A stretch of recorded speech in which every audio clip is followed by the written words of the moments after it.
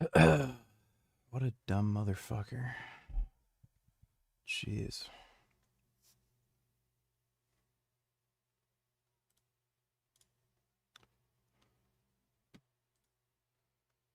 Hey, Random. Congratulations. You are first.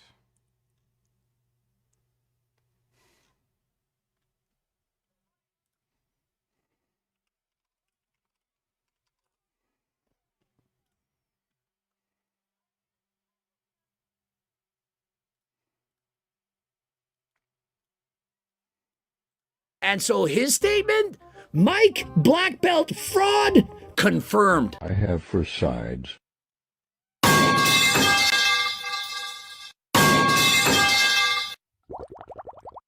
His PhD thesis, which was in question, well, that's in the past. But now it's all about his black belt in Brazilian Jiu-Jitsu, of which this man just exposed that there's no way he's actually a black belt.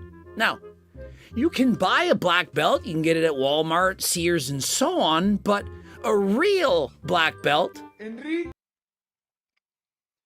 I made this observation before. If you ever see Mike rolling with anybody, he does not look like a black belt at all. He looks like a beginner.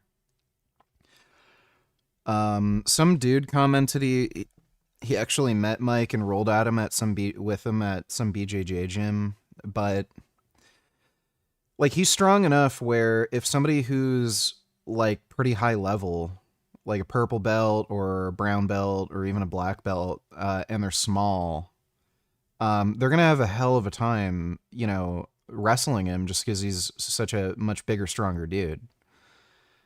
So what I've seen from him is just really weird. He did that collab with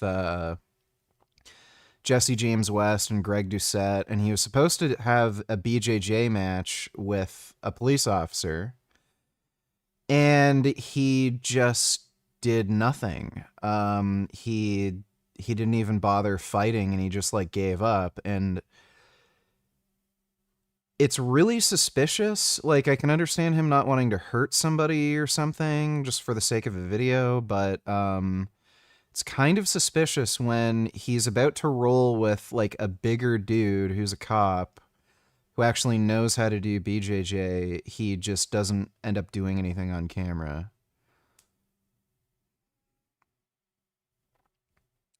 How are people who don't actually compete in tournaments getting black belts? I have no idea. Like, that's also really suspicious. Like, who did he, like, I've never even seen him post anything about this. Like, who did he get his black belt under? Where was he training? Why has he never competed in competition? It's really strange. You've got to earn that with skill, of which Mike Israetel does not have. Now, I'm not saying he couldn't fight at perhaps a blue belt, maybe even a purple, but he's not at the level of a black belt. Dare I say that him and Mr. Money... He doesn't even, like, from what I've seen on his YouTube channel, he doesn't even look even close to a blue belt. Like, yellow belt at best. But like, honestly, he just seems like a white belt from the content I've seen on him with him online. Berg may be on the same level of black belt expertise in the sport of jiu-jitsu. And so many of you have heard of Mr. Moneyberg, of which he basically pretended to have a black belt, pretends to be a fighter, and so he's comparing Mike to Mr. Moneyberg, and that is not good. That's a horrendous comparison. He's saying, why don't we watch these two guys go at it? I mean, they both claim to be jiu-jitsu killers, and so why not let them prove it in the ring? You can insert the clip of Mike saying he's a jiu-jitsu killer. It's going to be in this video later on, but he said that in videos. He's a jiu-jitsu killer. They both share a bulbous, wide physique of being a little, you know, chunky. Notice how they call Mike Israetel chunky when we all know he has single-digit body fat. Not only does he suck at bodybuilding, he also sucks at jiu-jitsu, yet proclaims to be very good and has a black belt and all this nonsense. And so here's the thing. We're only critiquing his skills in jiu-jitsu because he says he's a black belt jiu-jitsu killer. If he just said, hey, I do jiu-jitsu, well, that's cool. But when you claim that you're a killer, that you're amazing, that you have a PhD, that you're going to go pro in bodybuilding, well, you open yourself up for criticism. Remember, really Mike is the one strange. that said he's bigger and stronger than Mike Mann. Like again, the way he rolls with Johnny Shreve, it just looks like somebody who's maybe a white belt and has gone to, class twice a week for maybe a couple months. Like, that's it.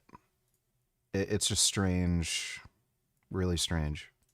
Sir, that his IQ is above 160, that he could be more proficient in what you do best given one single year. A bag of shit that gets bigger is just a bigger bag of shit. Still a bag of shit. You know what I mean, mate? And so essentially, Mike is asking for it. This guy doesn't want to put him down. I mean, I do, but he doesn't.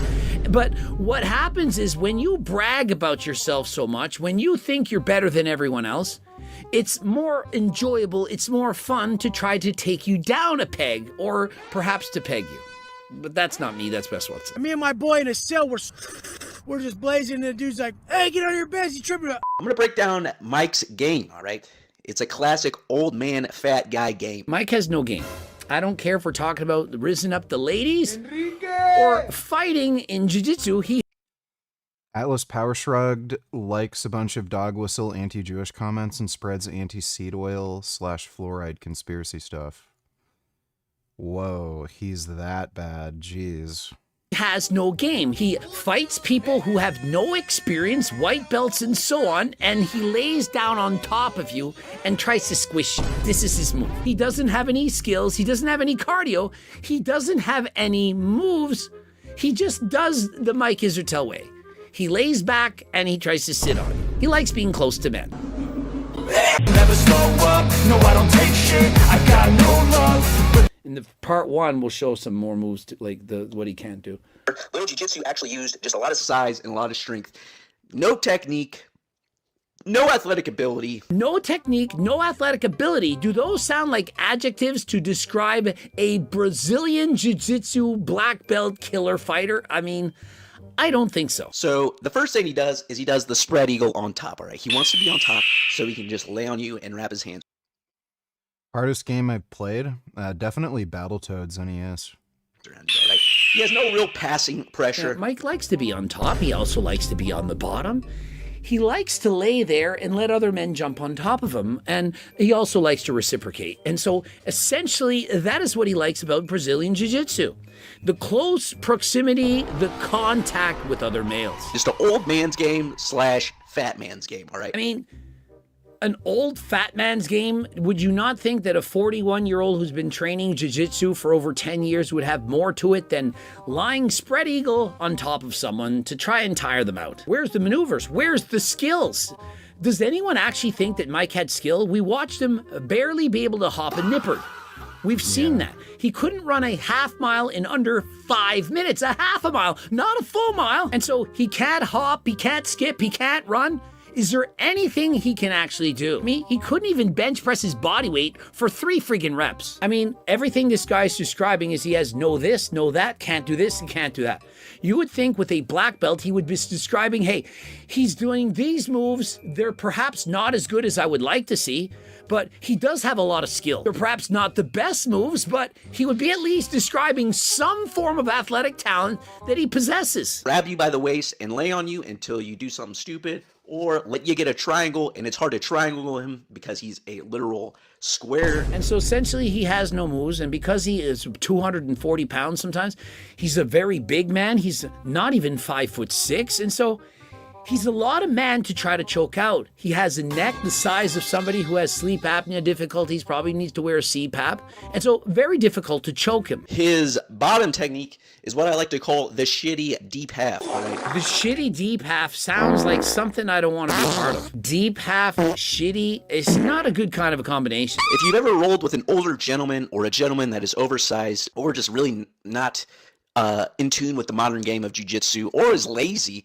they'll play what is called a deep half. He's describing Mike's move as what an old fat man does who doesn't understand jiu-jitsu. Does that seem like something that a black belt would be known as? Playing an old fat man's game where you don't even understand jiu-jitsu. How the hell do you become a black belt without understanding elbow-knee connection? Literally one of, if not the most fundamental part of guard retention that brand new white belts learn. This is wild. It's Mr. Mike, not Dr. Mike. Send this to Greg Doucette. Mike is pretty awful at Brazilian Jiu-Jitsu. I mean, would you describe a black belt as pretty awful? Like, if he had just said, you know, I've only been training for a year and you watched him do this, you'd say, well, it's only been a year. Give him a break, cut him some slack. This is 10 plus years of training consistently to try and earn a black belt. Some gyms just give out black belts for time put in, but from the roles I've seen, he looks like a blue belt. And so, in case you don't know anything about jiu-jitsu, they go in the following order: white, blue, purple, brown, black. And there's even belts ahead of that for legends of the sport and so on. But when you're black, you have mastery. You've mastered it. In other words, you have your PhD in Brazilian Jiu-Jitsu. It's literally better than a master's. In white belts, you're just learning not to get tapped. And in blue, you're learning to control and submit. Learning to control and submit. He just said he's about a blue.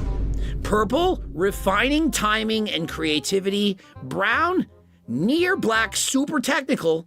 But with black, you have mastery. And so blue, intermediate, can attack and defend with purpose, understand guard and submissions. With brown, which is 2 belts up from that, near expert, highly technical, sharp transitions, efficient. The only way Mike technically has a black belt is if he's going to a pretty crappy BJJ school and he's able to just submit other black belts at that gym just by being like literally twice the size of everyone else. Like every other BJJ black belt at his school is like 140 pounds, tiny. He is just like Trump, all his critiques are repetitive. Is he still using gear? Yes, he is. Thanks for the donation, James. Efficient. Yeah, the only way it makes sense is if he is only ever rolling with dudes who are literally half his size, and then he's at a shitty BJJ school and the instructor figures, oh, you're good at jiu-jitsu because you can fight people half your size. Let me give you a black belt. Like, that's the only fucking way. Like, I think it's even generous to say he has blue belt skills. Defense.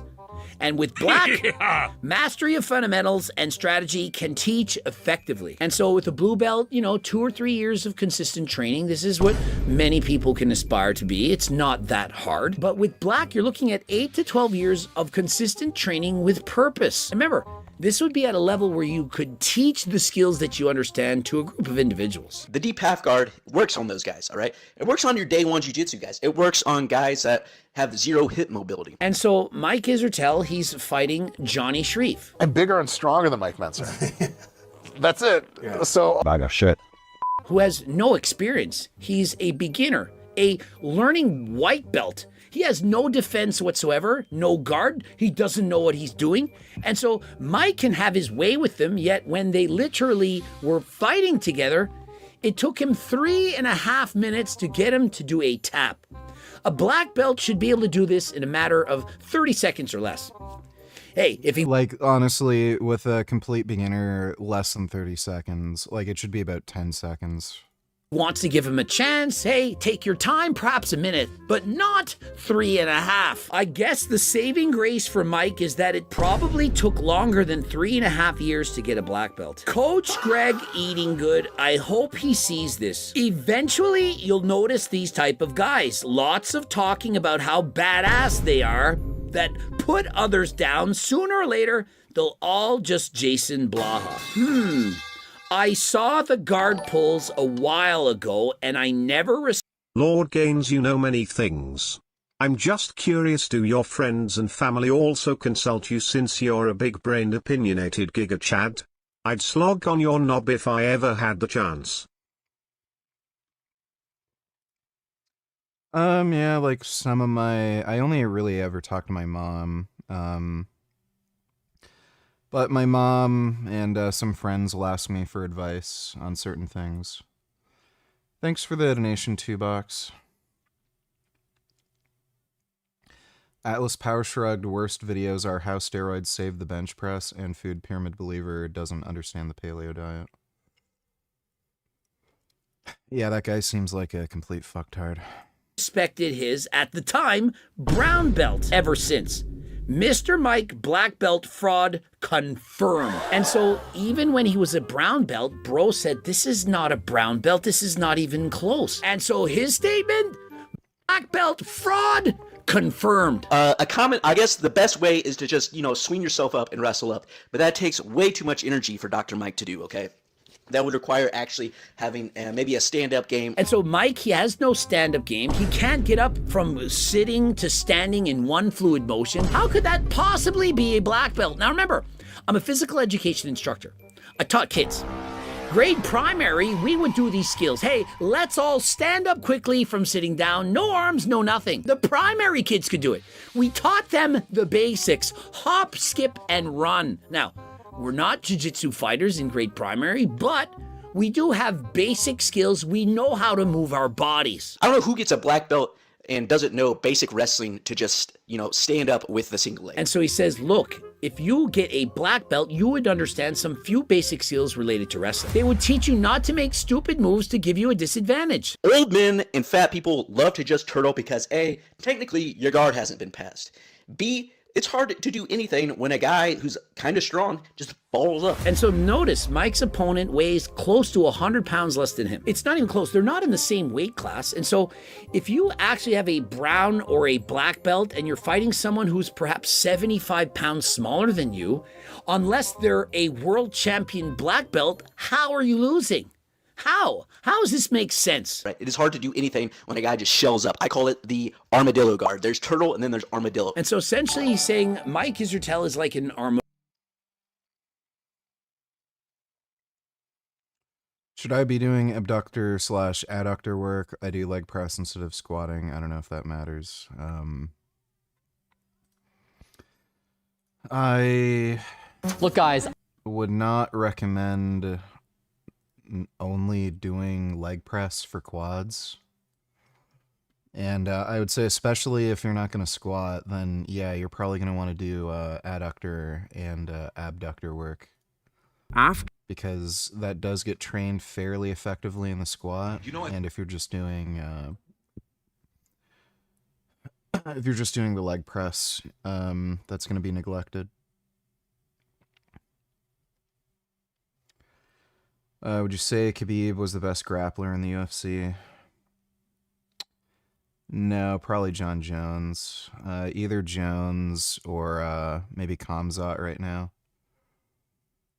Thanks for the donation, Dodo. At this point, I'm a fan of the West becoming a Muslimistic place. The only thing that makes sense to me to have a Muslim politician running New York, which is part of America, which is a Christian country, is to actually make it a Muslim place. If you go to the UAE, I spent a lot of time in the UAE, it's safe over there, and we all know who tends to do problematic stuff in the West, let's say as a whole. Guys who look like me and darker. So let's make it safe again. If you steal something, your head is gonna be chopped off, and that's all right. Back in the day when I went to my ballet class, I used to read the Quran for a little bit, and it is an extreme book. So if you grew up with that, you come to the West, everything's like too... After the war, as you mentioned, Theodore Roosevelt mediates the peace treaty between Russia and Japan, and he wins the Nobel Peace Prize for this. At least one president gets one. The Treaty of Portsmouth is heavily criticized in Japan for not giving them the concessions they feel are warranted as a result of their victory. Potentially a lesson to learn here. If you give too relaxed peace terms, then the person who wins will feel aggrieved and they'll go at it again. If Japan had demanded more at those peace talks, Nicholas II would have gone back to war, and he would have slaughtered them because he had all these crack troops that are just sitting there in theater, and the Japanese literally don't have the men. So that Russia it's got 3 times the army now. It's there, and they can bring them in at 100,000 a month. And we just saw the Mukden, where the Russians had 125,000 more men than the Japanese. Well, if they can ship in 100,000 a month, wait a few months and then it's going to get really ugly. So the longer these wars go on, the harder it is to stop them. The Atlantic claims that Venezuelan dictator Nicolas Maduro has signaled that he's willing to step down if Trump promises that he can have a safe and comfortable life in exile. Whoa. That's kind of crazy.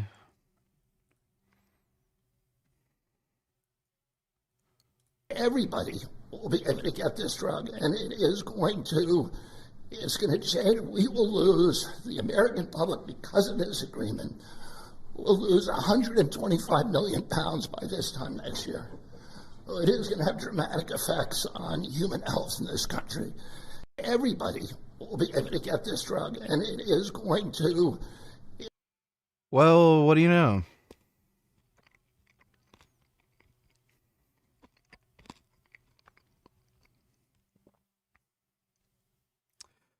RFK Jr. doing something useful, but still being an idiot. We'll watch this one later. Thanks, Dodo.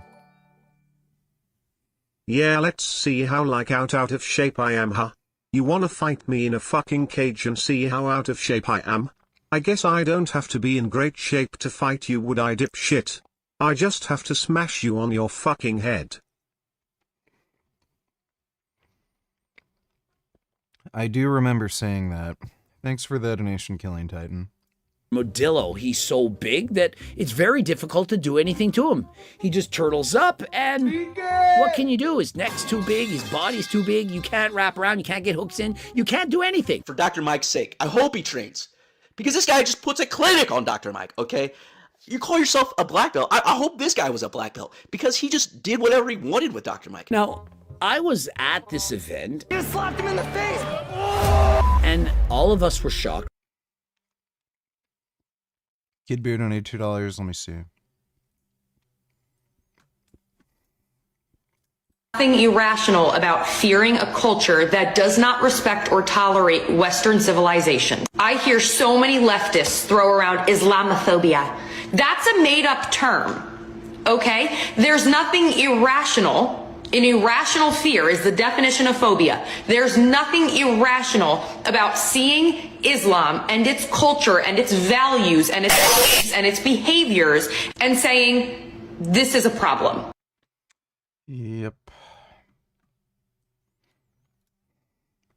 The cope in her voice. Are you still reluctant to criticize the former president? You What went on. exactly would you like to ask? Be more specific if you don't mind. Was it Joe Biden's decision, his failure to recognize his own frailties in that position, that put you in the position that made it almost impossible to win that race? He was not frail as president of the United States. But he had frailties. We all saw the debate.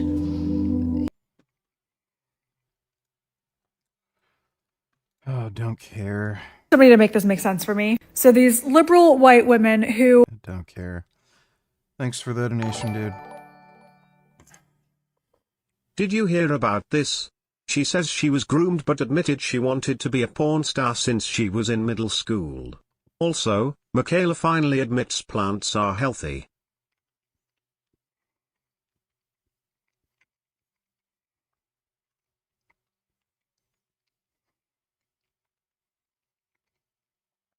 Saying that she was 19 years old, broke and groomed. She was not groomed. She was a criminal. I think she might have been a drug addict. Or she was just involved in some gang, but she was in and out of prison and getting trouble with the law when she was a teenager. And then she just found an easy way to make money with porn. Like, that's all there is to it. She was always just kind of a delinquent kid. And then she found out an easy way to make good money without having to risk going to prison. There was no grooming involved. She's just a fucking, like, this is just some dumb bitch. Regretful that she was in the porn industry and shit, even though it made her wealth. You know.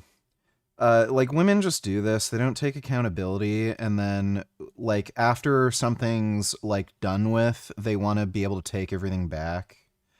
Like, obviously, working in the porn industry, it has its benefits and drawbacks, and once, like, they're done, and they want to move on from it, porn is something that's kind of hard to move on from. Like, everyone's gonna know about it and remember it. So they just make up this bullshit about, oh, I was groomed and taken advantage of, even though I was literally a fucking adult. So they just want to take back everything they did. It's just stupid. First time in 8 years of only being able to eat meat. I'm slowly... I'm going slowly. Wait, add other foods in my diet, going slowly. Almost no reaction to coconut, mango, sweet potato so far. Yeah. So basically, she feels like shit on the carnivore diet, like everybody does, and obviously, if you don't eat plants, your health is gonna suck. We all knew it. Thanks for the donation, women. Dodo donated $2. Let me see. Trump has pardoned retired NYPD officer Michael McMahon, who was sentenced in April, participating in Chinese government plot to locate, surveil, and intimidate a family in New Jersey. That's fucked. Satellite. I don't know if I want to watch that. I don't know if I want to watch that either. This one you watch later when you're feeling sleepy, because I know it will put you to sleep and overload your brain. Thank you to do.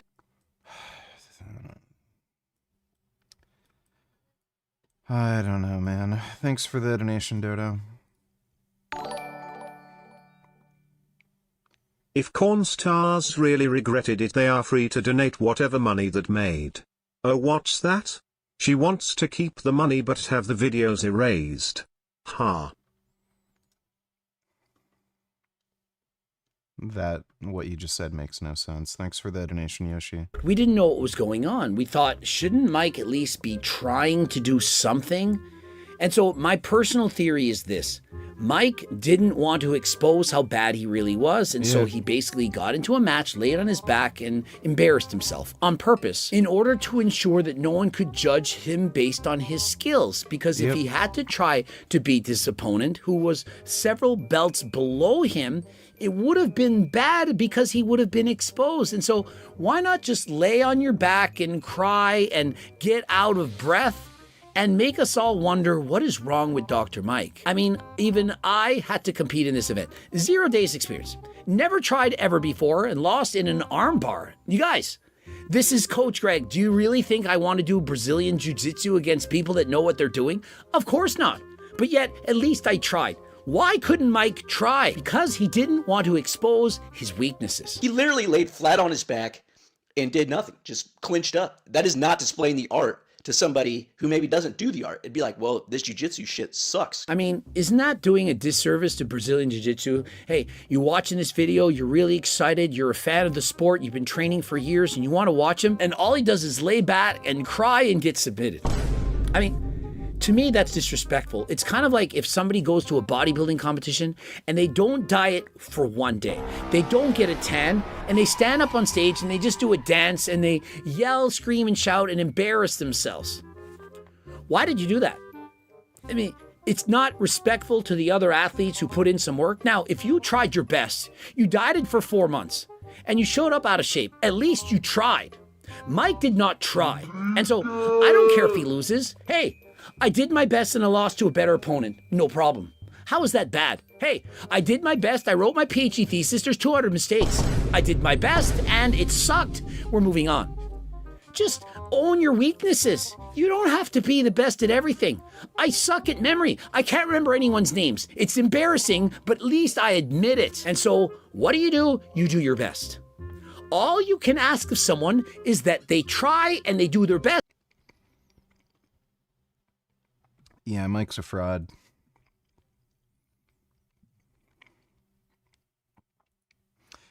All right, Atlaspowershrugged. TRT is more dangerous than steroids, which does not make any fucking sense. Believe it or not, this title isn't clickbait. I actually think TRT is more dangerous than steroids. Now, obviously, doctor-prescribed doses of androgens aren't going to be as physically dangerous as a bunch of black market trends. I get that. But everyone gets that, and that's the point. Everybody knows steroids are dangerous and a bad idea. And while a small percentage of the population are willing to take that risk in pursuit of athletic success, most men never will. There are a lot of reasons most people choose not to, whether to avoid the side effects or perceived dangers like ball shrinking, maybe because of stigma associated with cheating or taking illegal drugs, and even for a few, wanting to just fully own their achievements, although, let's be honest, that's very few of us, right? But either way, the vast majority of men honestly probably just don't care enough about athletic performance to ever take steroids anyway. Regardless, most men are just not going to take steroids, right? Steroid use is a problem, sure. It can be very dangerous for a relatively small percentage of the population who actually take them in high doses, but that's a pretty well-contained problem. It basically only affects high-level athletes, gym rats, and wannabe gym rats. Kind of sad that that's a thing, but unfortunately it is. But anyway, this is a relatively small, contained portion of the population, right? Not a big societal threat. Now, TRT, on the other hand, is insidious. The dangers of TRT are not going to be as obvious as 29-year-old bodybuilders having heart attacks, so it bypasses a lot of the defenses that would prevent many men from ever considering buying steroids from that big guy in the parking lot of the gym, right? As it becomes increasingly normalized, it's likely that far more men will choose to use TRT, and it presents a lot of potential problems that... Men on TRT live longer than men not on TRT. Taking steroids, per se, buying illegal drugs in the parking lot and getting jacked just does not. For example, look at this crazy reel that I just saw. I am an MD and put my 16-year-old son on bioidentical TRT. Here's why. Why the fuck does Greg have a literal computer game playing on the left side of his screen while he's talking about Mike? God, I can't stand him. Always has someone else's name in his mouth when he's clearly no saint.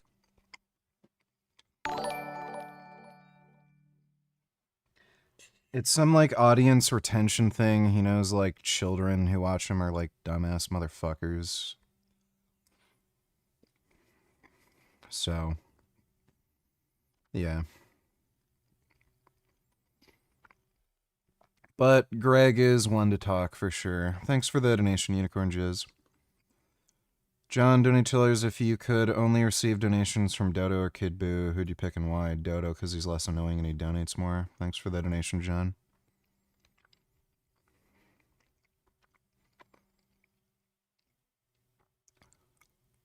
So,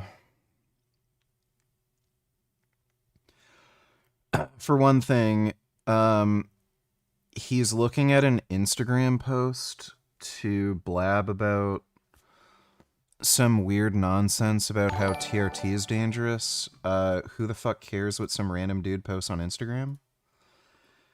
There's no way to verify, really, if this guy's serious or if he's just rage baiting somebody. And if there is, if there's any truth to this, where, okay, this medical doctor put his son on TRT, who's 16, you have no idea what his teenage son's testosterone levels were. He may have some sort of weird problem. There's kids whose testicles don't descend. He may have been born with only one testicle or something.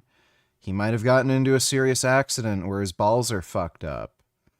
He may just be actually hypogonadal. You have no idea. Total testosterone levels should be above 1,500 nanograms per deciliter at this age, but most are below 700 now. That is actually true. If your son is showing signs of being socially withdrawn, isolate themselves, unmotivated, want to stay home all the time, play video games, levels of anxiety, hard time putting on muscle, yeah, those are signs of androgen deficiency.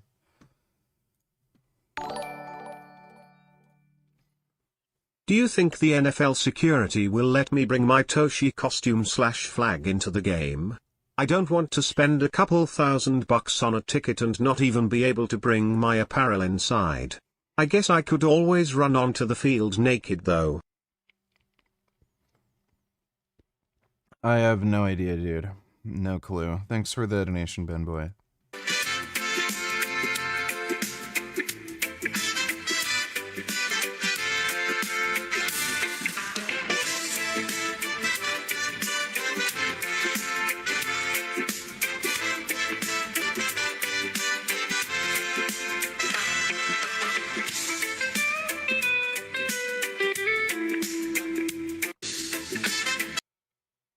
This guy makes the shittiest fucking video. He's stupid. This guy is just like fucking dumb. He makes his videos fucking unwatchable. Okay, we fucking get Hey, it. I put my kid on anabolic steroids because I wanted him to get better at baseball. Of course not, right? TRT opens up the door to a lot of problems that just would not happen with good old-fashioned taking steroids. And that's what I'm going to get into in this video. And honestly, I don't know which of these dangers is... So why did he show that fucking Instagram clip?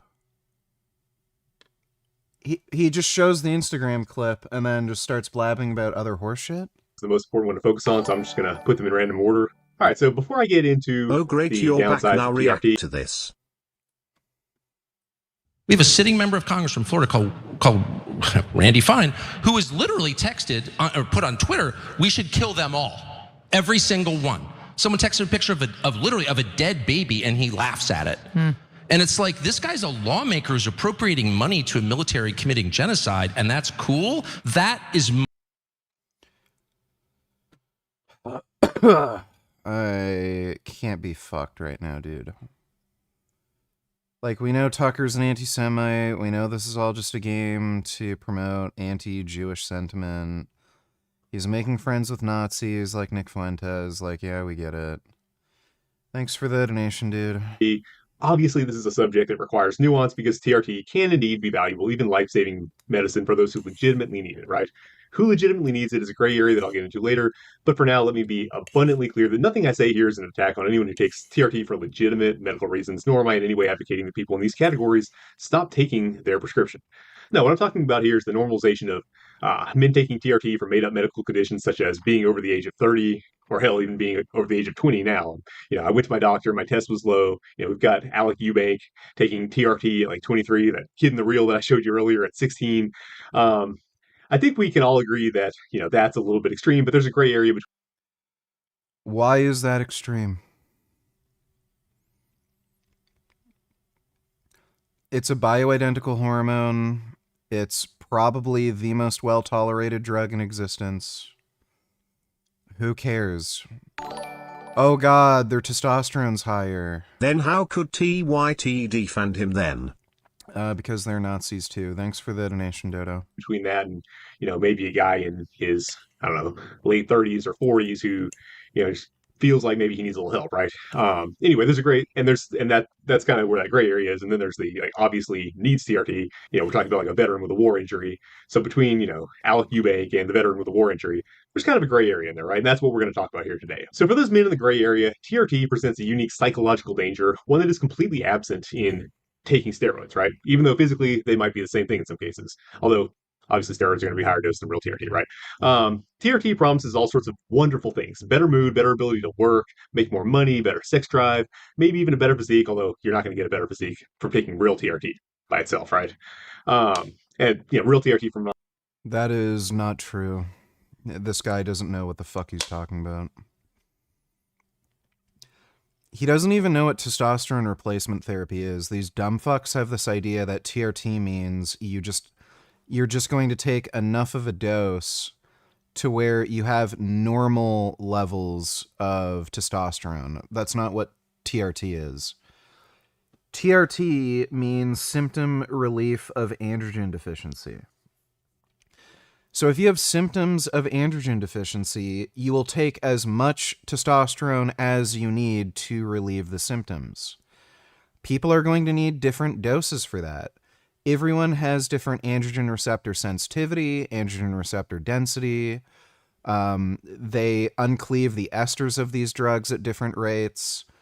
Like, everyone's going to need a different amount. So, no. You may need to get your testosterone into the 3,000, 4,000, 5,000 range. in order to get symptom relief. It's rare, but that may in fact be the case. You might also just need to take higher doses. There's some people who take really high doses of testosterone and it doesn't increase their serum testosterone all that much. Again, some of that has to do with how they uncleave the ester for these drugs.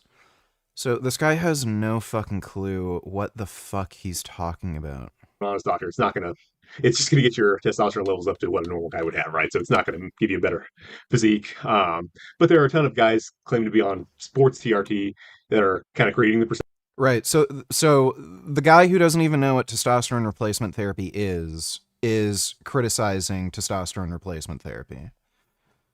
It like,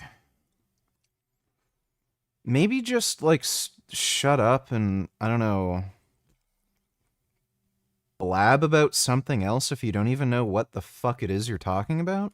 Perception that TRT does that. But anyway, I just want to make that clear real quick. Anyway, all that's required to get all these wonderful things that TRT can offer is to admit that you are fundamentally, biologically speaking, inadequate as a man. But don't worry, once you admit that and ask for help from your local pill mill, you'll get all the trappings of masculinity. You'll be able to rise and grind, get the muscular physique, the beard, the tattoos, afford $100,000.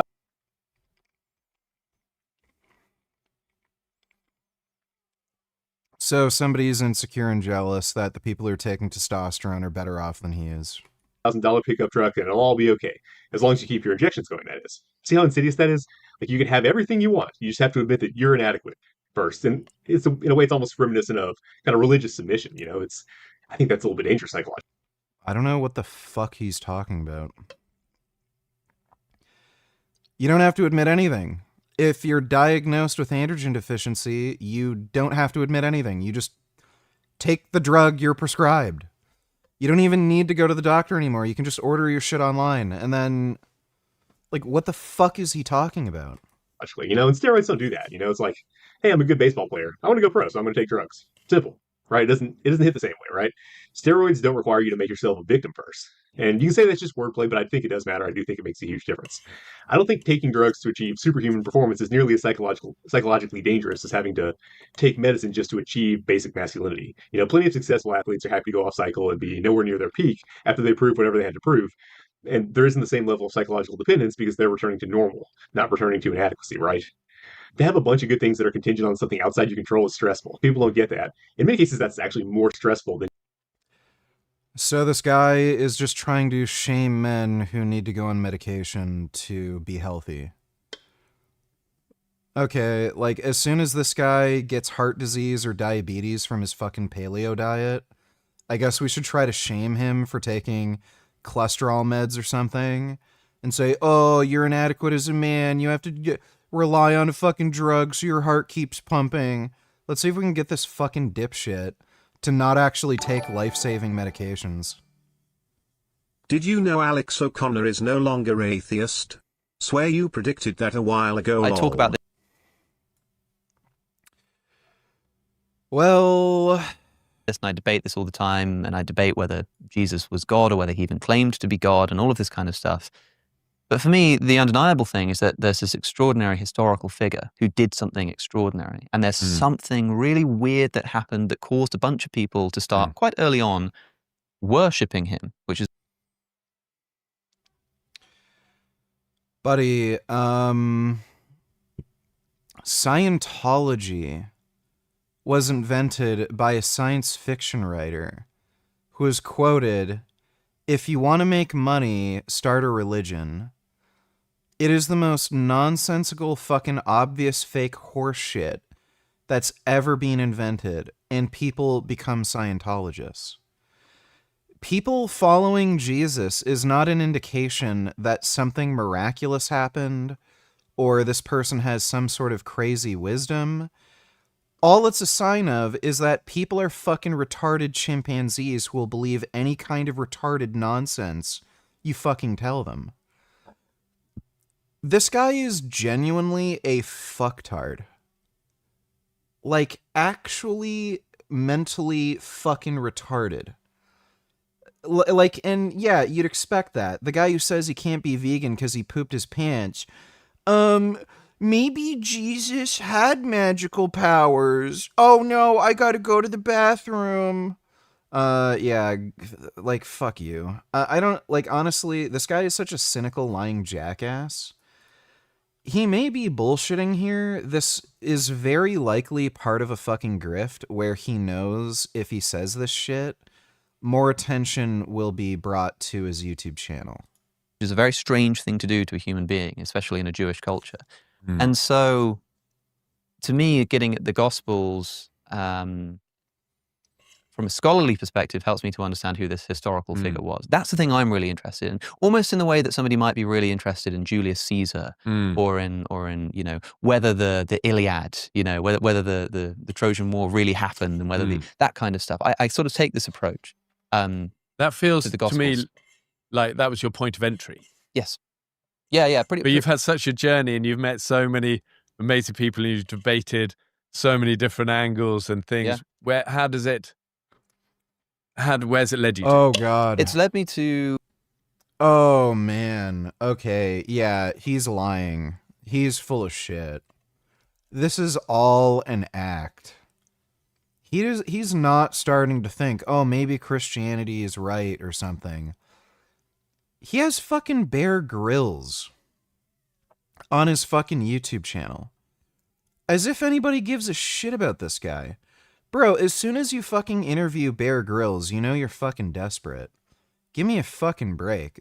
Yeah, I was right. This guy's just a cynical fucking liar. Be quite on board with the new atheism stuff. I've spoken about this a lot on my show. What does that mean? You know, like the sort of Richard Dawkins, Christopher Hitchens, it was really popular, the debates that they were doing, they called it new atheism. Yeah. And it was this body of like atheist thought with the God delusion, this kind of stuff, which was really popular. And it had this sort of quite strident, you know, debate me bro kind of attitude. And I was really swept up by that. I thought that was really exciting and cool. And I was beginning to sort of shake that off and grow up a bit, essentially. And then running the podcast, what I've realized is this is far more interesting and intricate. And I would say plausible than I'd given it credit for before. So, you know, I'm still not a Christian. Some people... Yeah. This guy is a lying, grifting idiot who's just trying to take advantage of stupid Christians by saying stupid nonsense to drive extra traffic to his YouTube channel. This guy is just desperate for fucking attention. That's all this is. Oh, I hate him. Like, I genuinely hate him. What a fucking jackass. Than just having less. You know, the precarity of it all. Now, there's already tons of that in the modern world already. It can't be helped. No man is an island. Like it or not, we are absolutely dependent on people and circumstances outside our control, you know, for many of the good things that we enjoy, right?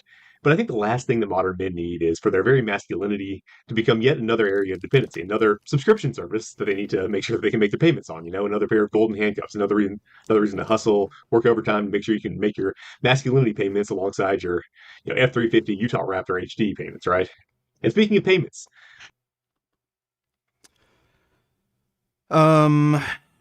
this is so fucking retarded. Does working a job, like, is that a problem for him? Like, oh, you like having running water? You like a toilet that flushes? Do you like electricity? Do you like having a roof over your head? Oh, well, you have to go to your boss like a little bitch. You're getting demasculated because you're reliant on fucking modern technology and conveniences. Like, what fucking sense does this argument make? Oh, well, TRT is a monthly expense, so now you have to work for it. 38 days of government shutdown, it's a new record, VG. 1 million federal employees are having to go to food banks because they are not getting paid, and all the while they are still working. While senators and congressmen get their full paychecks. Yeah, it's pretty retarded. Thanks for the donation, Dodo. So this guy's argument is, oh, TRT is bad because you have to pay for it. You mean like literally everything else. So water, electricity, phone bill, internet, any fucking utility you can imagine, rent, mortgage, you have to pay your taxes. That includes property tax. If you don't pay your property tax, if you're a property owner, you're going to have your property seized. You have to pay for food. You have to pay for fucking everything. So why is testosterone replacement therapy somehow unique where if you have to pay for that monthly, oh, you're a slave, you're a bitch, oh, what a pussy, you have to pay for something? You mean just like every other expense, you fucking moron. Let's talk about what testosterone replacement therapy is. It is a drug, one that is highly likely to cause lifetime dependency. Now, I'm not an expert on this stuff, so I'm not going to get into the science. I don't know what the fuck he means by lifetime dependency. You're taking the drug because your body doesn't fucking work properly. If you were a type 1 diabetic, your pancreas doesn't produce insulin. Guess what? You have a lifetime dependency to insulin. You're deficient in insulin. Your body doesn't make it. There are many diseases where you will need lifelong treatment and medication. What the fuck? So like again, for some reason, if you're androgen deficient and there's no way to resolve that because you're either genetically fucked, I don't know, you've been exposed to some environmental toxins or something, or you've suffered some sort of injury where your testicles don't work anymore. Why would you shame somebody for going on testosterone replacement therapy when otherwise they would be less healthy and like just have less overall well-being? Like, would this guy ever fucking tell somebody who's a type 1 diabetic, oh, why don't you kill yourself? Give yourself like super high blood sugar and die? Because why would you ever want to be dependent on insulin? Well, maybe it's because it lets me fucking live longer, you fucktard. I can't stand this guy. Like, what a fucking lying, manipulative dipshit. This guy is actually a fucking psychopath. He is legit. I'm dead serious. This guy is giving me fucking manipulative narcissist psychopath vibes. The only person who'd come up with these sorts of stupid dumb fuck arguments is a fucking weirdo manipulative psychopath who just doesn't like the idea of somebody being bigger and stronger than him. So he's trying to convince people not to take fucking steroids because in his mind, if I can gaslight fucking dudes into not taking these drugs that will make them better than me, then I can stay better than all of them. Like that's literally the goal here. Did you see this? Donated $2. Let me see. Nick Fuentes, thank you. Yeah, I didn't watch the video, but I've heard of it. I saw some clips. I'm not watching it. I am... English, the devil's language. From Lily, and then Mike Doucette. Yeah, somebody already sent me that. But I want to move on. I want to get into the final piece. I'm not watching that. Thanks for the donation, dude. Hey VG, I wonder if Alex O'Connor will convert to Christianity at this point. If it's lucrative enough for him, he'll do anything. Thanks for the donation, Dodo.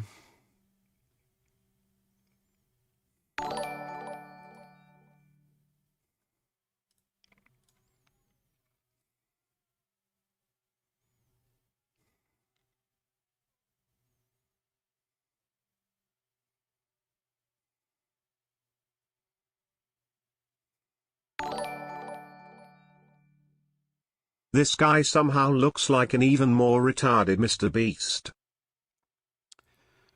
He kinda does, yeah.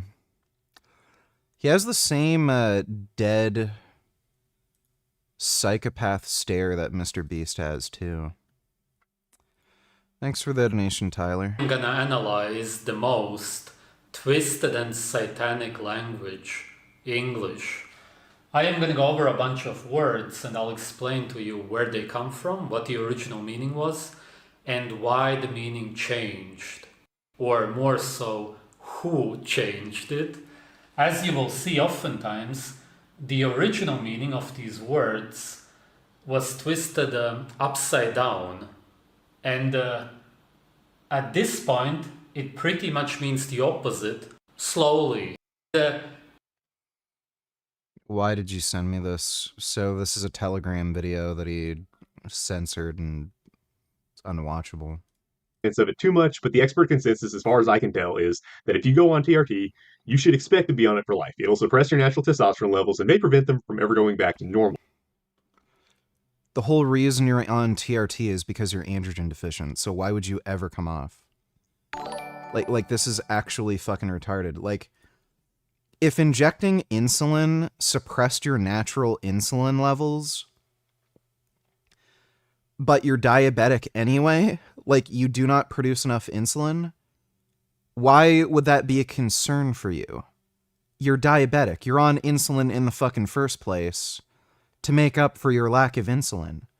If you're on TRT to make up for a lack of testosterone, why would you ever come off when you're deficient in testosterone to begin with?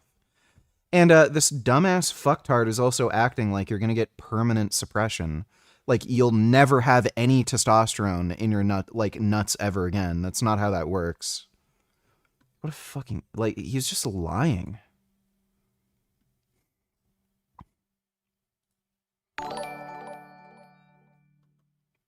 Granted, then his Inita YouTube channel will most likely be different from now on. I don't know who you're talking about, but thanks for the donation, Dodo.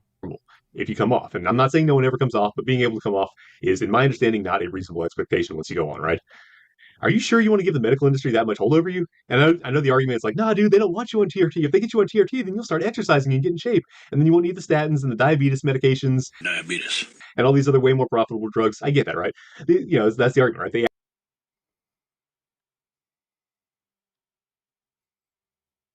Statins are a profitable drug? What, are you fucking retarded?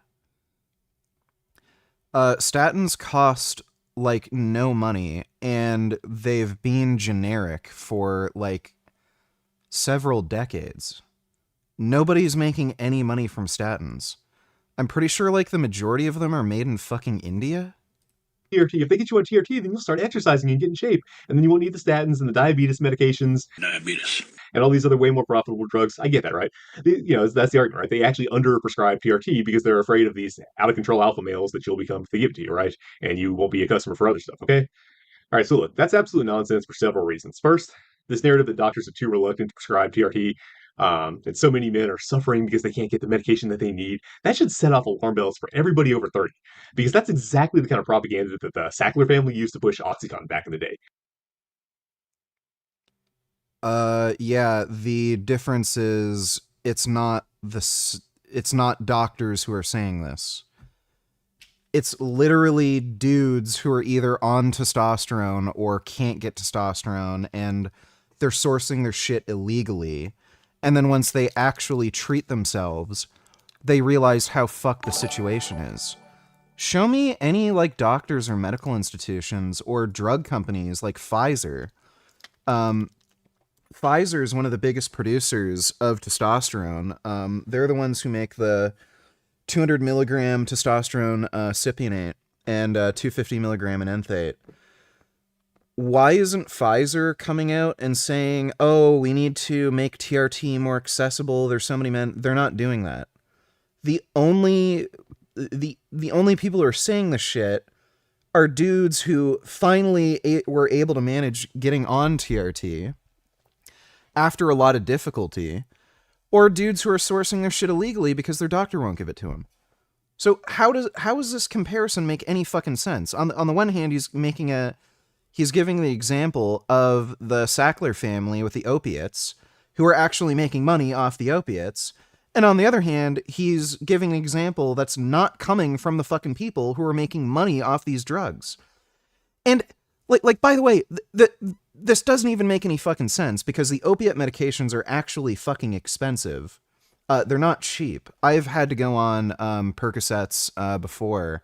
They're fairly expensive drugs, and they don't last long. Whereas testosterone, it's insanely cheap. Testosterone has existed in an injectable form for, like, what, since the 1930s? it's a drug that's literally almost 100 years old at this point. Anybody can make it. There's no patent behind it. It's generic. Like anybody can just make testosterone, cypionate, and enthate, whatever.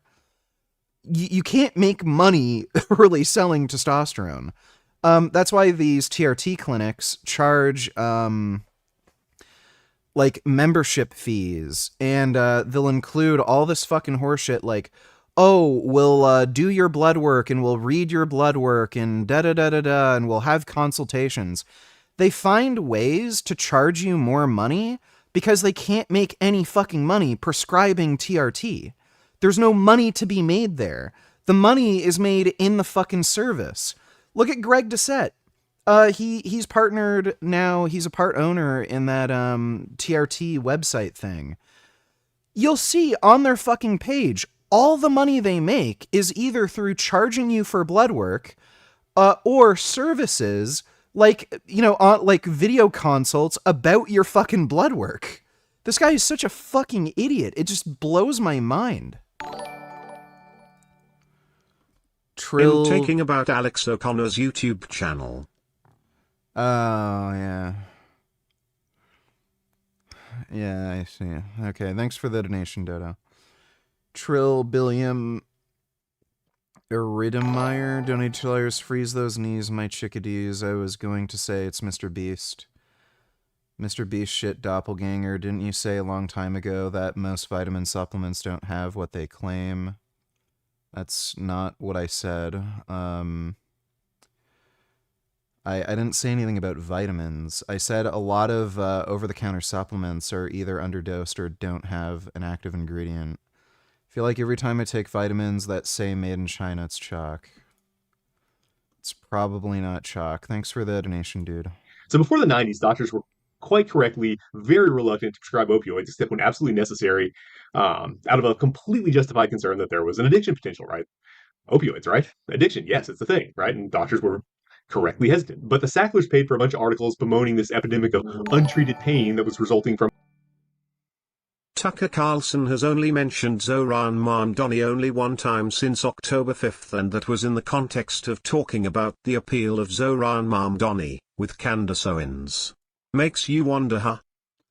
Well, he's also made some other comments that were very pro-Muslim. And I think he's doing that just to spread anti-Jewish hatred. Thanks for the donation, Dodo. From an outdated, superstitious fear of addiction potential, right? That was a big part of the process of changing the culture regarding opioid prescriptions in the medical industry. Now, the other part of that process was, of course, that doctors who turned their practice in... Again, this comparison makes absolutely no sense. What the fuck do opiate pain medications have to do with testosterone replacement therapy? Absolutely fucking nothing. Pain is a very complicated thing to fucking manage, and there's also research on it. Prescribing opiates or any kind of pain medication, it doesn't actually help manage pain long term. Your body just gets more sensitive to the pain. So the opiates or whatever pain medication you're on, they will work initially, but then your body just becomes more sensitive to the pain it's feeling, and then you get no benefit from it. There's also a ton of downsides, obviously, like addiction, organ damage, their kidney and liver toxic. Whereas testosterone, it's a bioidentical hormone. You're not treating pain, you're treating androgen deficiency. And your body actually becomes more sensitive to androgens as time goes on. Androgen sensitivity upregulates. Whereas it's like literally the opposite with fucking pain meds. So like, why is he making this fucking comparison when these drugs treat completely different things? Like they act in completely different ways. They're totally different symptoms you're trying to manage. Why is he making this fucking comparison? Just fucking retarded. Like, this is like me saying crystal meth is a drug. Crystal meth is bad. Testosterone is a drug. So obviously testosterone's bad because crystal meth is also a drug. Like, it's fucking stupid and makes no fucking sense. into oxy pill mills got filthy fucking rich. Because of course they did. How could they not? They're selling a highly addictive, dependency-creating drug to whoever wants it. Except instead of having to make sure that you're in good with the CIA, so you can get the shipments from Afghanistan or Colombia or wherever it is they're working hand in hand with the kid-touching warlords to produce the stuff, and then have to worry about the ops sending some kids wearing shiesties and skinny jeans to slide on you with a switch. You can just sell your product legally from your comfortable office, right? It's a perfect business model. The only Again, this makes absolutely no sense. Testosterone is an extremely inexpensive drug. The idea that anybody would really make any money off of it is just retarded. You can't patent it. It's generic. Anybody can make it. As soon as, like, say Pfizer, Pfizer makes testosterone cypionate. Well, guess what? An Indian company can make testosterone cypionate and then sell it on the American market. There's no restriction. So they can just undercut these bigger fucking companies, and they can't make any fucking money off of it. Like, what? Nobody's making money off of fucking testosterone. It's so silly. Hey VG, had a good day today. That's good, Nut Muffin. Happy for you. Thanks for the donation. Like, where the real money is made with these drug companies are drugs that are patented and can't be turned generic. So PCSK9 inhibitors, that's a great example. So initially, the drug of choice for treatment was statin therapy. Statins ended up becoming generic. Now they're worth pennies. Any company from India can make them. Now they've developed PCSK9 inhibitors. PCSK9 inhibitors are actually more effective, and a lot of insurance companies won't even cover the cost of PCSK9s because they're so much more expensive than statins. So PCSK9 inhibitors actually make you fucking money because they're patented. They can't be made generic, so some company in India can't produce them and sell them on the American market. That's where the money is. So this whole narrative that, oh, Pfizer wants to get more people on testosterone so that they can make a buck. No, they can't, you idiot. This guy doesn't understand how the drug industry works. Why is HGH so expensive? Because it's hard to make. The problem is that eventually people are going to notice that more Americans are dying of opioid overdoses than all wars combined, and then crack down on some of the worst offenders. So what would fix that business model? Well, having a dependency-creating drug that you can sell legally from pill mills that does not cause overdose deaths. Problem solved. TRT pill mills are the perfect business model. Now the objection, of course... Like, this is just fucking retarded. The most commonly prescribed drugs right now are going to be insulin, statins, and blood pressure meds. Especially given obesity rates. So, I'm not... This guy's brain just doesn't work properly. Why does he think this is, like, all a conspiracy to, like, make more money? Like, maybe the reason these drugs are popular is because more people have a problem with these conditions. So, gee, obesity rates are out of control. People are getting heart disease, they're getting diabetes, they're getting high blood pressure. I wonder why cholesterol medications and diabetes medications and blood pressure meds are selling so well. Probably because there's a lot of people with fucking problems that need to be treated with those medications. Like, why would anybody assume there's some grand conspiracy where drug companies are just giving these drugs out to people for absolutely no fucking reason? It's just fucking retarded. Course is that it's not expensive enough for that to work. And that's where the medical industry doesn't want to give you TRT argument comes from, right? It's been around for years. There are generics, so it's fairly cheap. And sure, all things being equal, it'd be more profitable to have someone on statins or all the other obesity drugs. It wouldn't be more profitable to have somebody on statins. They're generic. Drugs and TRT, right? So if it were a pure either or choice, that would make sense, but it's not. Like every time this guy talks, he's saying things that just are objectively not true. He's saying statins are more profitable than testosterone. They're not. They've been generic for fucking decades. They're extremely cheap, easy to produce medications. Where is he getting the idea? Soul Child donated $2. Since Brian Johnson doesn't have depression, doesn't this seem like it might be a mistake? Hey friends, this Saturday I'm going to... No, he's not taking them for depression. Orthodox Jew sprayed with swastika in New York after Zora Mamdani. Yeah. Do you think Mamdani's wife is pretty? Can't see that link. It's broken.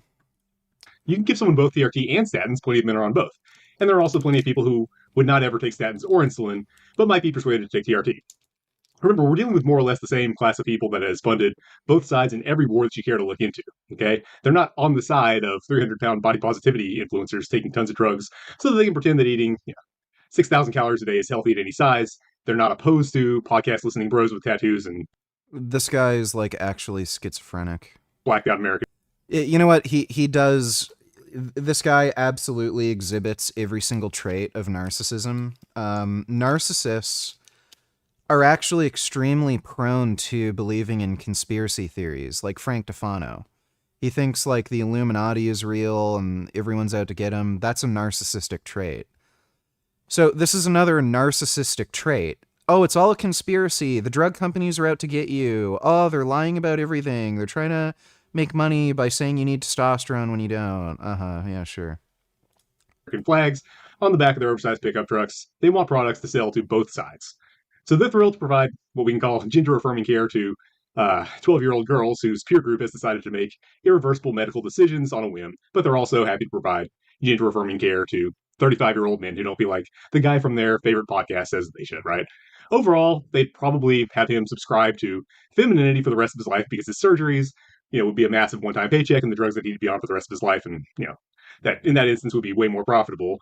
Not to mention, of course, the psychiatric drugs that they'll probably be able to sell his kids down the line if he did that. But you guys get where I'm going. Anyway, point is, if they can sell him... Again, none of these medications are making anybody any real money. Masculinity, and that's the only product that they can sell him as a subscription service, then hey, it's still good, reliable money, better something than nothing, right? Subscription services may not always be that expensive, but they provide a reoccurring income. So that's always a good thing for that business model, right? And, we're deep enough in the... Again, TRT clinics are making money off of service, not from selling any drugs, you fucking idiot. Subscription service economy that we all know how they work, right? They start out cheap and super convenient. At first, you wonder how they can afford to provide so much value for so little money, right? That's how it always starts, right? TRT clinics are extremely expensive. Again, that's how they make their money. They need to charge services. This guy has no clue what he's talking about. All this stuff was good enough back in the day. You didn't really need to look too closely at how they were making it work or what the long-term business model was. And then as soon as they get you to the point where they've destroyed the competition or otherwise made unsubscribing really difficult or inconvenient, that's when they jack up the price and lower the quality. Always happens.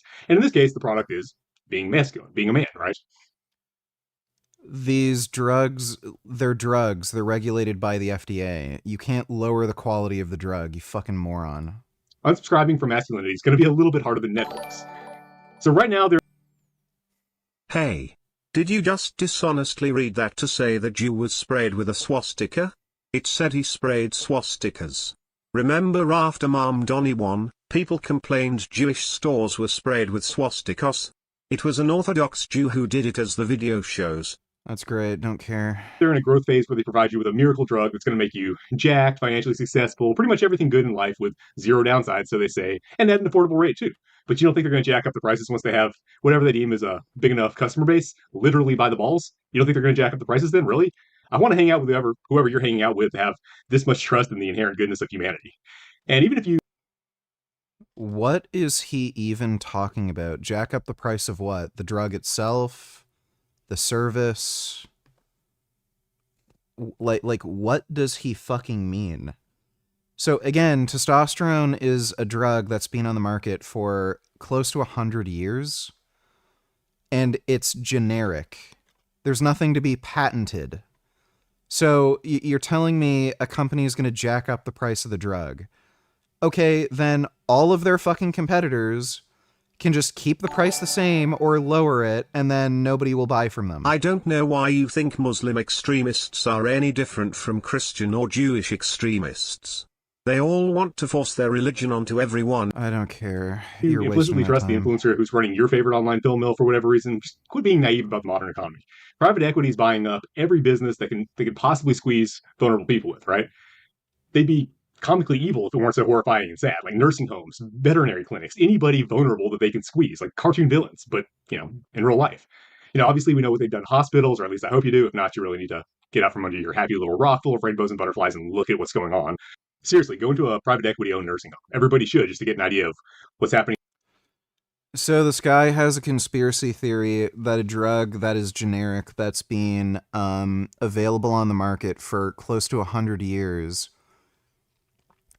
is going to suddenly have a massive price increase because a single private equity firm is going to buy up every single pharmaceutical company on the planet that would ever produce testosterone.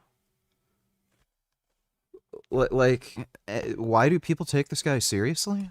In this country, and also what awaits us both metaphorically and literally. Any chance that these demonic vultures have to squeeze more money out of someone vulnerable, they're going to. Right? If you hate these people, I guarantee you don't hate them enough. There are more rabbit holes that you haven't gone down. Anyway, even if your favorite influencer who runs that TRT pill mill wouldn't squeeze you, if he wouldn't do it to you, once TRT pill mills are deemed to have, large enough. Like, it's funny, he keeps calling this a pill mill. The way TRT clinics make money is through service, not through selling the drug. They literally cannot make money selling the drug. They make $0, precisely $0 selling you drugs. They can't. He doesn't know how the fucking medical industry works. They make money off of service, you dumb motherfucker.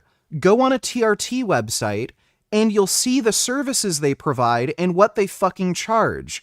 They do not charge you for the fucking drugs, you idiot. This guy is just out of his mind, fucking stupid. It just blows my mind that this guy didn't even spend, just 5 minutes on fucking Google understanding how these TRT clinics make money. So, I was looking into getting steroids, legitimately through a TRT clinic and seeing if that was a plausible route to go down.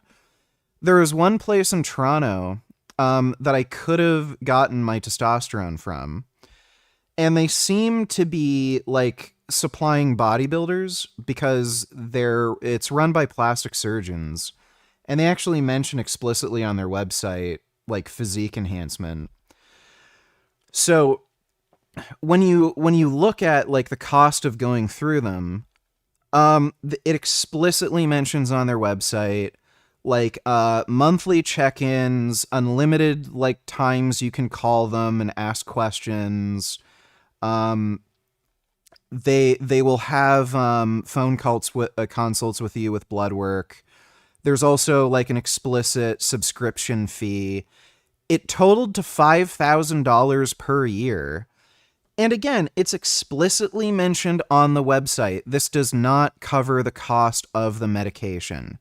You have to pay for the medication at the pharmacy.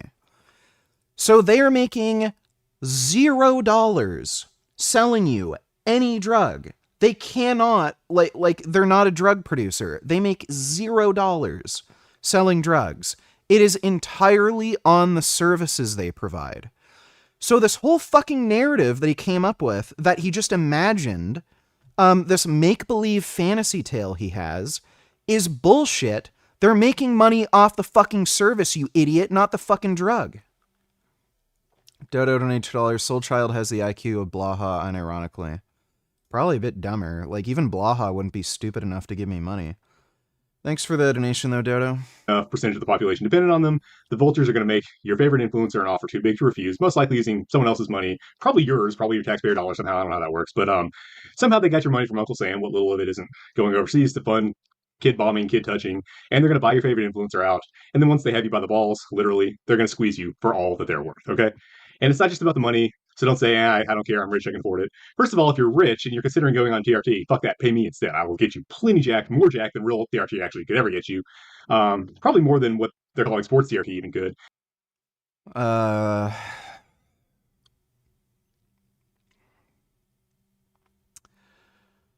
Buddy, this guy is an absolute fucking clown. Like, outrageously out of his mind fucking retarded. So again, the reason anybody would be on TRT is for treatment of androgen deficiency symptoms. Working out does not treat symptoms of androgen deficiency. Even if you're androgen deficient, you can get in good shape, you can build muscle, but that won't treat androgen deficiency. So it's like, oh, you have diabetes? Well, why would you take insulin? Because I could teach you how to drive a race car and you'll be a really good race car driver. You don't need insulin. What the fuck does that have to do with anything? Except in a much more satisfying way. You'll have something that nobody else at your country club would have, the real deal, the real strength and function to go with. That's my little pitch if you're rich and you're somehow watching this video. Not that I think anyone rich probably is. But anyway, imagine everybody else at your country club, they're wearing the fake Rolexes and you're wearing the real one. That's what you would get. With me, that's my business pitch to any rich person who made a mistake and accidentally clicked on this video. And anyway, even if you aren't worried about the financial side of things that ran on, I ramble a lot, it's still a lever of control over you, right? Maybe it's just one more bill that ties you to your job and prevents you from being able to walk away. Noticed most of the people who have the most sanctimonious anti-steroid stances are always on that shit, but have mid results so they pass as natty. That is often the case. There's a lot of pro athletes who do that because they think it'll help them pass as natural. Soulchild Donateller, is not like I want to give you money, but you banned me in chat a while ago for no reason except disagree with me on something. You can call me low IQ or stupid, but at least I'm morally consistent, not a hypocrite like you. And at least you pay my bills. Thanks for the donation, stupid. Way if somebody tries to use your job as leverage to get you to do something you don't want to do. Obviously. This is so absurdly ridiculous. He doesn't even know how much testosterone costs. So the actual drug itself costs practically nothing. I would say your average TRT dose is between 120 to 140 milligrams a week. That's average. The first month, the first 2 months, I was on steroids. I was taking 210 milligrams of testosterone per week. So generally what's considered a high TRT dose is 200 milligrams. Like technically there's no upper limit. But I was taking 210 milligrams per week. So a lot of people would consider that a high TRT dose. Guess how much that cost me? 50 Canadian dollars. So that would translate to roughly 30 or 35 American dollars per week. Or sorry, per month. So 50 Canadian dollars a month, that would translate to about 30, 35 American dollars per month. And that's for a high TRT dose. That put me from 540 nanograms per deciliter testosterone to 2,220. Now, I'm a hyper responder. Like, most people are not going to get this sort of effect from that low of a dose of testosterone. But,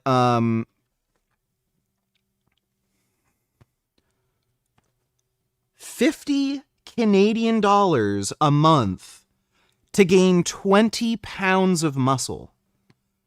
Solid ass muscle. So again, that's roughly 30 to 35 Canadian dollars. And this guy is trying to tell you, oh, TRT is going to break the bank. You're never going to be able to afford anything.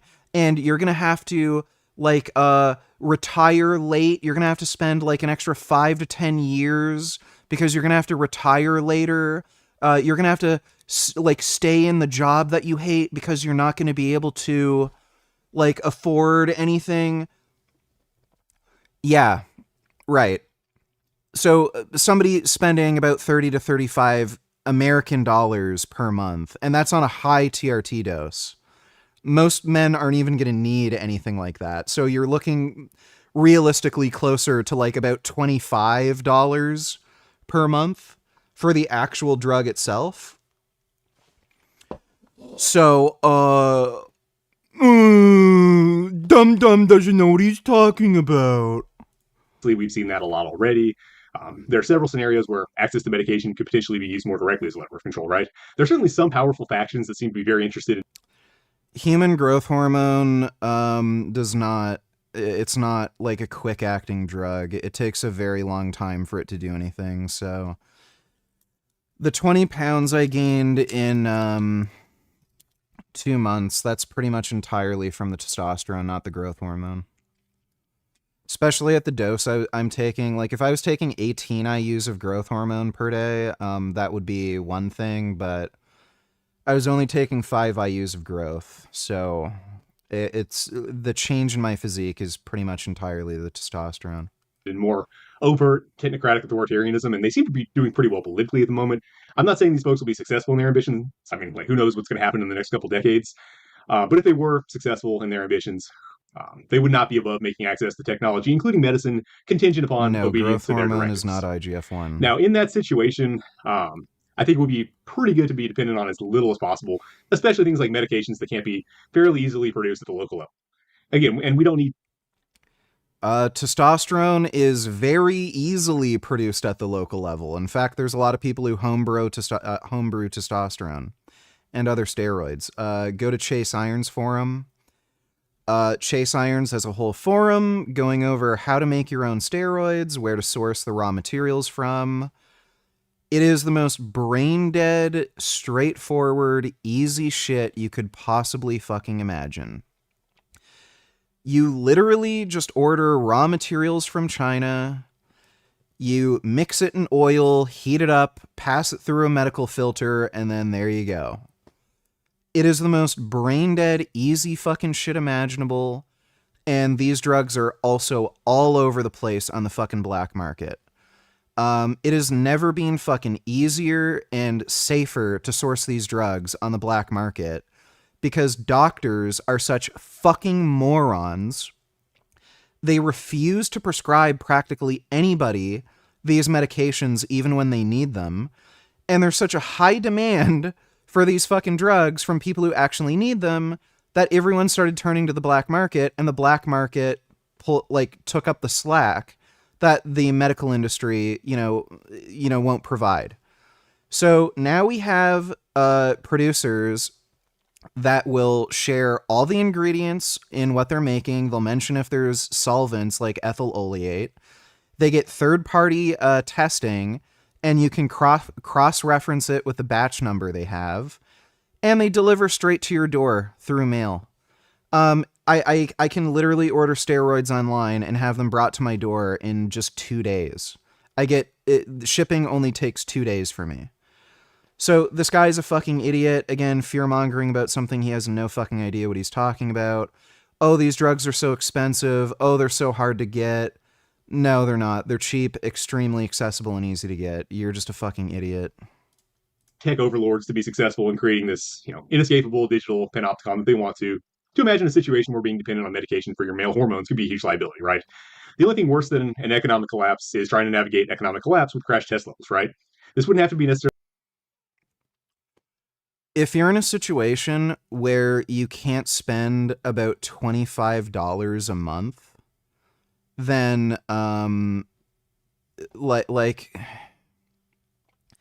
you have so many other fucking problems. You're literally not the type of person to end up thinking about, whether you have low testosterone. This is kind of a more wealthier person thing.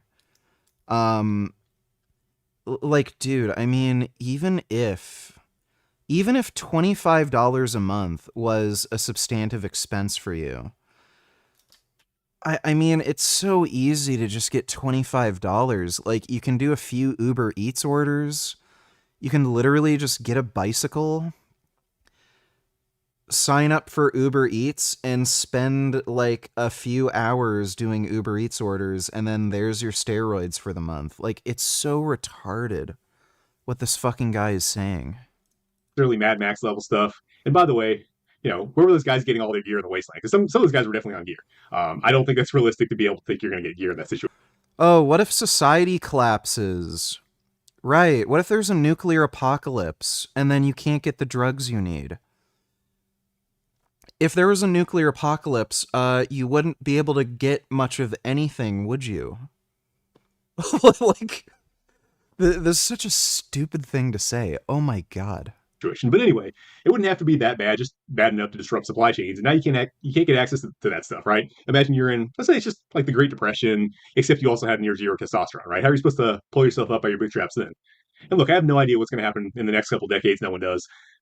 I mean, but if you're comfortable being dependent on an external source of testosterone in those times, you are a lot more optimistic than I am.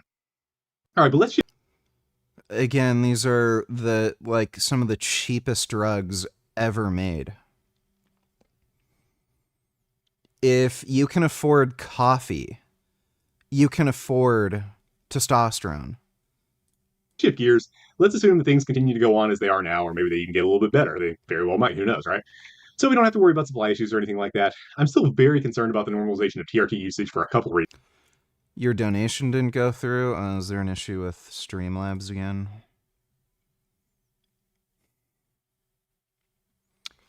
Yeah, I don't know. Sometimes there's issues with Streamlabs. And let's be clear, that's what a lot of people are pushing for. You see these narratives that all men inescapably have half the testosterone of their grandfathers, a quarter of that of their great-grandfathers, no matter what they do because of microplastics or endocrine disruptors or whatever. That's what they're trying to say. They're trying to make the case that it's normal for men to need exogenous testosterone to be what we would consider normally masculine. That's the case they're making with that kind of rhetoric. That comes from a variety of motives, both from people who are genuinely concerned about environmental toxins and declining male health, but also from people who want to sell the cure to that particular poison. And I suspect there are a lot of people who just want to take steroids to feel better. So again, more conspiracy nonsense about it, if they can claim that they're just trying to get back to whatever normal is in some way, and also position themselves as saviors trying to... So the research on this is pretty clear. Your average man in their mid-20s has the same testosterone as your average man in their 70s. That's how bad it's gotten. So elderly people who are over retirement age have the same testosterone levels as men in their mid-20s.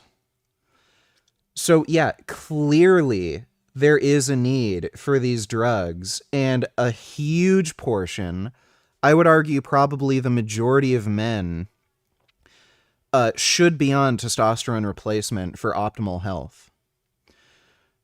There's not much debate here, and the only thing he can fucking say about this is, oh, but pharmaceutical industry, evil, and they're gonna make money from you. Well, he doesn't even understand how the pharmaceutical industry works.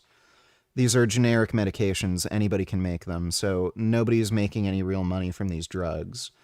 There's not a huge profit motive here. It's like toilet paper. Anybody can make toilet paper. There's no patent on toilet paper. People buy toilet paper because it's a good idea to use toilet paper. Nobody wants to walk around with a dirty asshole. But this dumb motherfucker is going to try to convince you not to use toilet paper and walk around with a dirty shit-covered ass because, oh, it's just a conspiracy. Our ancestors never used toilet paper, and the big toilet paper industry is just trying to make money off of you, and toilet paper is so expensive, and you're not going to be able to retire because you're going to be spending so much money on toilet paper, and what'll happen if the world ends and the economy collapses and you can't get toilet paper anymore? Well, now you're going to be used to having a clean butt, but now you're going to have a dirty butt, and you're going to wish you had a clean butt, but you can't get a clean butt because all the toilet paper's gone. Like, that's literally what he's fucking saying. This guy is so fucking stupid. Educate and help other men. And obviously, there is some truth to it, right? There are a variety of harmful compounds in the modern environment that we should be aware of.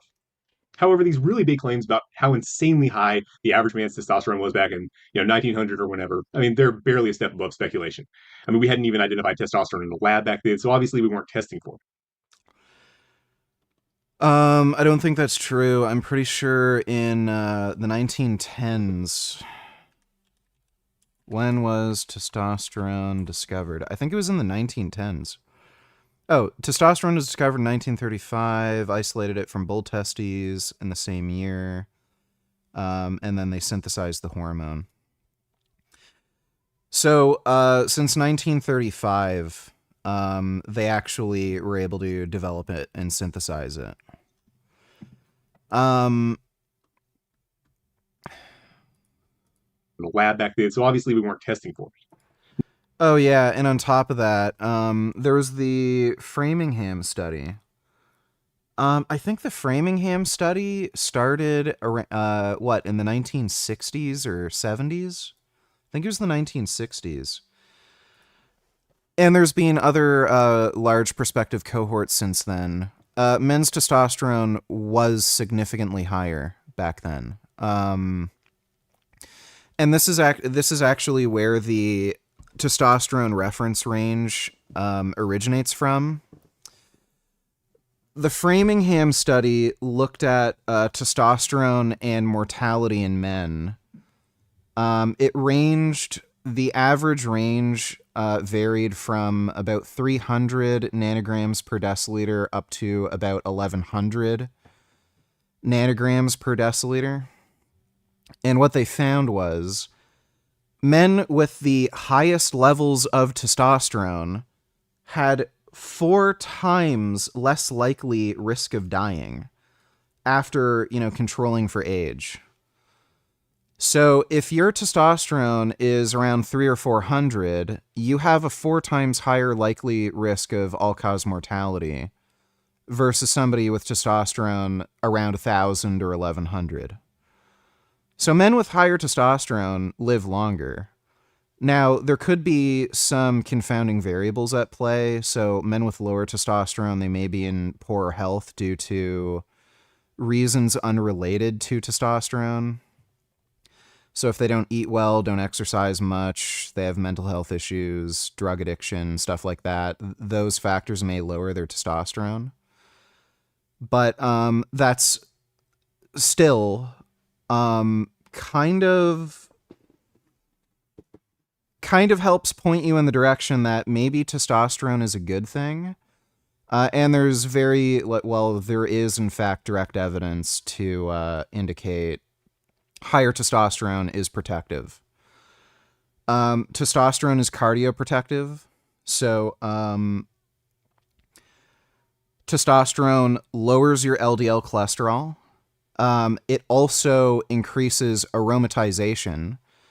So having elevated estrogen is also cardioprotective. Estrogen helps to protect your arteries. It also helps with like wound healing, joint tissue repair. It's an important hormone. So testosterone itself lowers your cholesterol, and it's a pro-hormone to estrogen, which helps protect your body's tissues. And again, we have randomized trials on this. Men who are on testosterone replacement therapy have a lower risk of all-cause mortality. So, we're done here. Testosterone's good for you.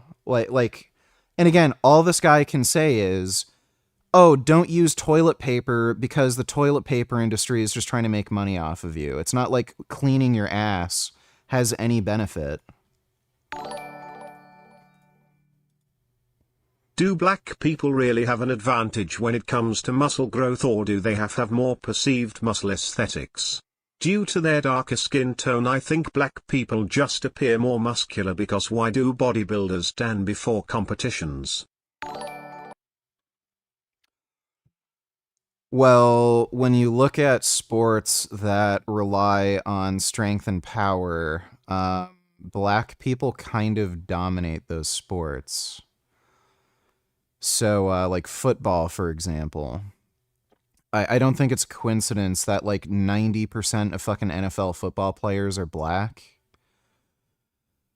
So there very likely is a genetic advantage. You can also look at sprinting. It's not even a meme. If you want to be a world champion sprinter, you have to be black. If you're white or Asian or something, you're never going to win the Olympics. You have to be black. So there probably is something to it. I don't know what to what extent, but there very likely is some benefit to at least being some type of black. When it comes to bodybuilding, like there clearly is some genetic polymorphisms that benefit muscular size and strength.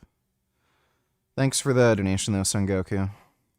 Now, there certainly has been a general decline in testosterone levels since it started being measured. That's absolutely true, but a lot of that is obesity and lifestyle. I mean, given that the scientific establishment still considers natural testosterone is not the same as the soy you pump in you. Yeah, that's right. The soy I pump I thought is better. test raised cholesterol. Nope. It lowers it. And I have blood work to prove it.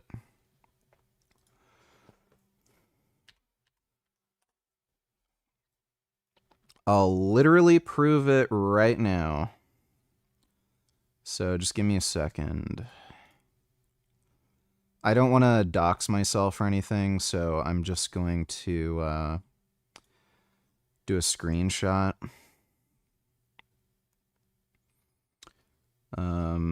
Where is it? Complete blood count, lipid profile.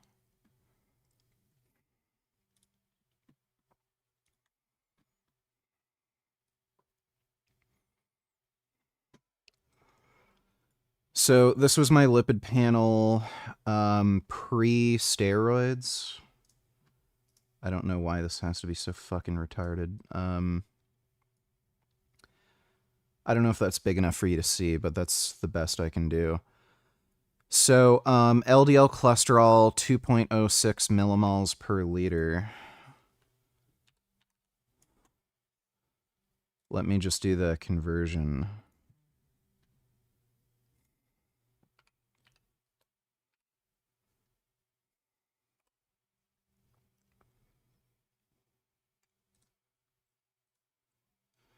So that translates to 79.66 milligrams per deciliter. This is pre-steroids. And then my lab results on steroids.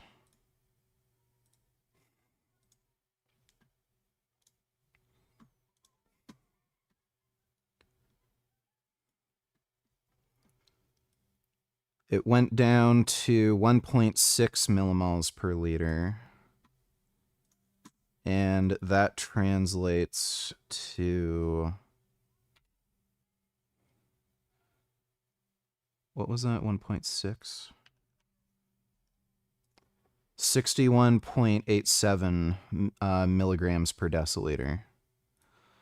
So my cholesterol went down by nearly 20 points.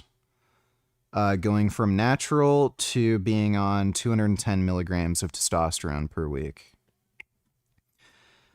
And that is a typical effect that you see with anybody on testosterone. You typically see cholesterol levels go down by about 10 to 20%. So, no. Testosterone, at least when you're talking about moderate doses, it tends to lower your LDL bad cholesterol. Do you have any interest in space? Yeah, space is kind of cool. But thanks for the donation. Apple is fucking awful. There's sun and red meat to both be poison. I'm not at all convinced that this data means that a modern man who lives an actually healthy lifestyle, not what they would tell you is a healthy lifestyle, would have significantly lower testosterone than his lead-poisoned grandfather to any practically significant degree. And I think it's important that we, and I'm mostly talking about millennial... I don't know why he assumes lead poisoning necessarily has any massive impact on testosterone. There's a lot of endocrine disrupting pollutants that your grandfather may not have been exposed to, but you are.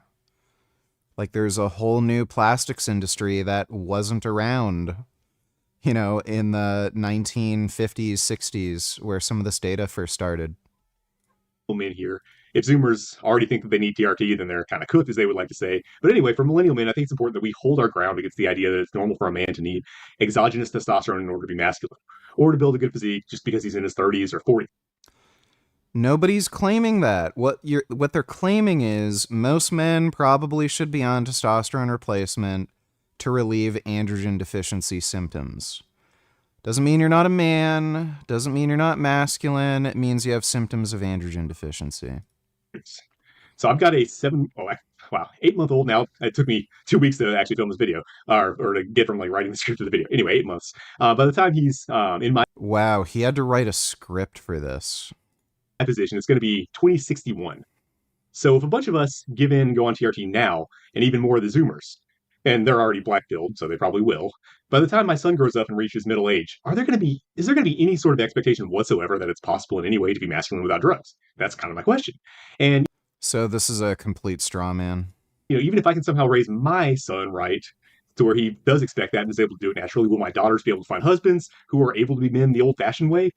I'd like at least the option for my descendants to just be regular analog people who do normal stuff without needing exogenous injections, I feel like once the toothpaste is out of the tube on that, it's going to be really hard to put it back in because everybody who goes on has to proselytize about how much better they feel and tell everyone else to go on it to feel better about their decision, right? If we don't want this to become it's not about feeling better about their decision. It's about discovering something that's actually beneficial and saying, hey, you guys should also do this so you can also benefit like I am. Like, have you noticed that when a lot of dudes start lifting weights and exercising and getting more muscular, they try to encourage their friends to go to the gym with them? Like, would this guy say, oh, the only reason you're telling, like, everybody to lift weights and work out is because you're just trying to feel better about your decision? Like, no, this is just what normal fucking people do. When they find something that is beneficial, they will share with their friends and say, hey, you guys should also do this. This is great. We can all benefit from it, together. What a fucking dork. Completely ubiquitous to where it's the expectation. I think we need to just push back on it as much as we can now. Because let's be real. Life is hard for men in their 30s and 40s right now. Microplastics aside, the economy is fucking rough right now. When we have kids, we're raising them on basically the hardest difficulty mode in history. Raising kids is an atomized nuclear family, one man, one woman, no help unless you pay thousands for it. That's hard. You want to give them anything remotely like what you had growing up, you have to be bringing in bare minimum 6 figures while This whole time I was convinced that my lipids would be awful from roids. Lol, why is everyone suggest getting blood so often then? Well, if you're only on testosterone, the thing that you probably want to look out for is your hematocrit. Just about any anabolic steroid, with the exception of Masteron, has the potential to raise your red blood cell count and your platelets. And if your red blood cell and platelets get too high, then you can be at higher risk for blood clots or heart attack or something like that. You don't just want to look at your hematocrit.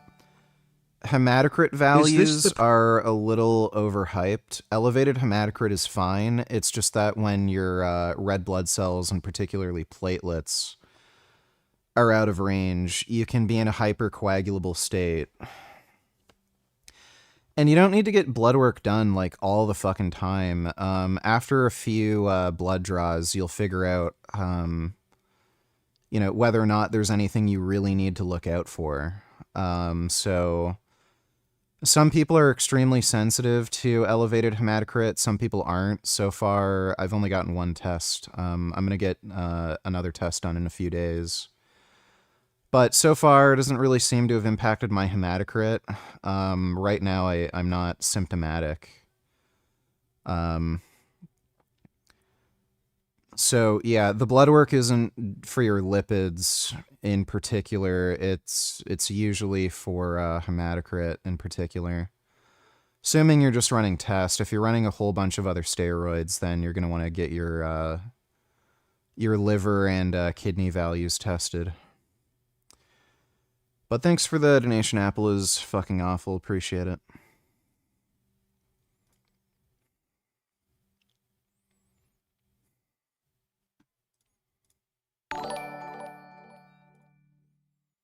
Is this the poor man's version of human growth hormone? Is it bullshit, or can I save doll hairs if I buy? So, two things need to be mentioned here. One, this guy is an absolute moronic, imbecilic fucking idiot, and you should never, ever, ever listen to this dumb motherfucker for steroid advice. He has no fucking clue what he's talking about and says some of the stupidest fucking nonsensical shit I've ever heard. Two, growth hormone secretagogues are fucking garbage. Don't use them. Don't even bother. If you can't afford growth hormone, then don't fuck with secretagogues. You can try some other peptides like BPC or, what's the other one?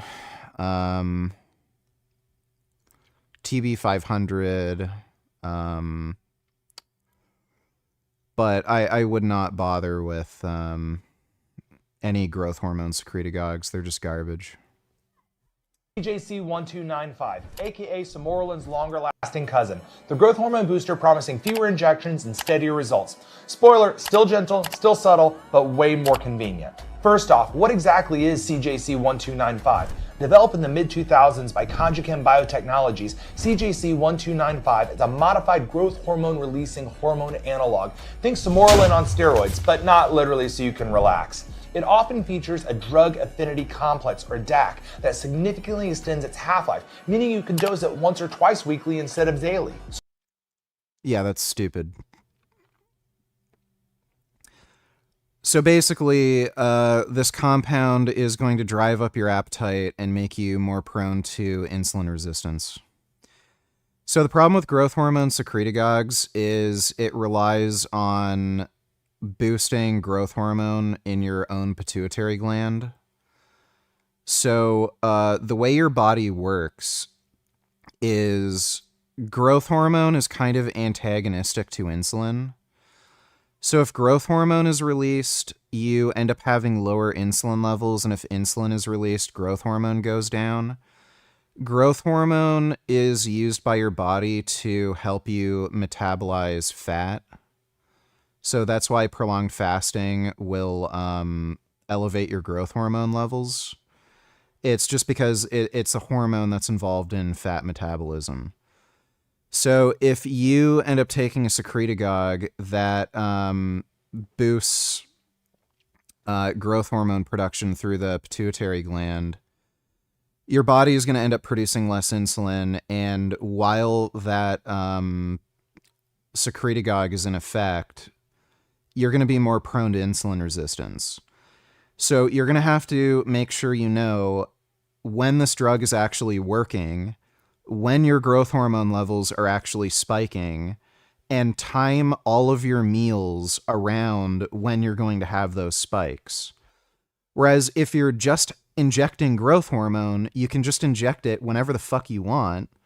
And because your own body isn't fucking producing it, you don't have to worry about insulin resistance. And most people just inject before bedtime anyway, so like it's not even something you really have to be concerned with. And on top of that, all the pathway in which these secretagogues work, it boosts your appetite. It affects your hunger hormone, ghrelin or whatever, and it'll just encourage fat gain. So, and again, that will only exacerbate high blood sugar, insulin problems. So, if you want to be fatter and you want to raise your HbA1c, these are great, but they're fucking garbage compared to growth hormone. And again, because they're secretagogues, you're never going to be able to boost your growth hormone levels to the extent you would if you were just taking growth hormone. So, like, the unfortunate reality is, like, yeah, growth hormone's expensive, even if you get Chinese-made generics. They're still expensive. I'm spending about $450 a month on growth hormone, and I know a lot of people can't afford that. But I also can't afford a fucking Lamborghini. I can't afford first-class plane flights. I can't afford a lot of things, and I don't buy them, and yeah, it kind of sucks. I wish I had a Lamborghini, but I'm not going to do something stupid and, I don't know, like, fly on Congolese Airlines so that I can get the experience of a first-class flight, but, like, I'm in a fucking jet in the Congo that's going to break down and kill me, just because, like, oh, well, it's basically a first-class flight. I'm the only passenger on the plane, and I don't have to listen to a screaming kid, and I have all the fucking legroom I want. Like, it's stupid. So, yeah, if you can't afford it, then, like, just don't take it. Don't go for some, like, shitty alternative that's going to, like, worsen your health for no fucking reason, right? So, you know, you can get a lot out of just testosterone. Testosterone is an extraordinarily good, beneficial, potent drug. If you can't afford growth hormone, then, like, maybe you can take BPC 157 or TB 500 occasionally if you have some aches and pains and you want to heal faster or something. But don't fall for this, like, bullshit where these influencers are telling you, oh, the fucking secretagogue, it's just like growth hormone, but, like, 10 times cheaper. Well, it's not. There's a reason it's 10 times cheaper. It's because it sucks. Just like why flying on Congolese airline, it's cheap, but it sucks. Thanks for the donation, less is steroids. Also doing a ton of parenting. You know, they say having a stay-at-home mom in the 50s was oppressive, and in a lot of ways it was. You know, one woman alone was never supposed to do all the childcare. It was supposed to be done as a community where, you know, each mom had tons of community help. But now you as a man have to do a whole lot of what made 1950s housewives turn to mom's little helper pills while also being on your grind set as a provider and an entrepreneur, right? It's tough. You know, it's so easy to hear these influencers who are being paid by the pill mills pushing their miracle drug that gives you energy, boosts your morale, makes effort feel good, and all that. Think that's what I need, right? But struggling with the situation you're in doesn't mean you have low T. It means the situation fucking sucks. There's a saying.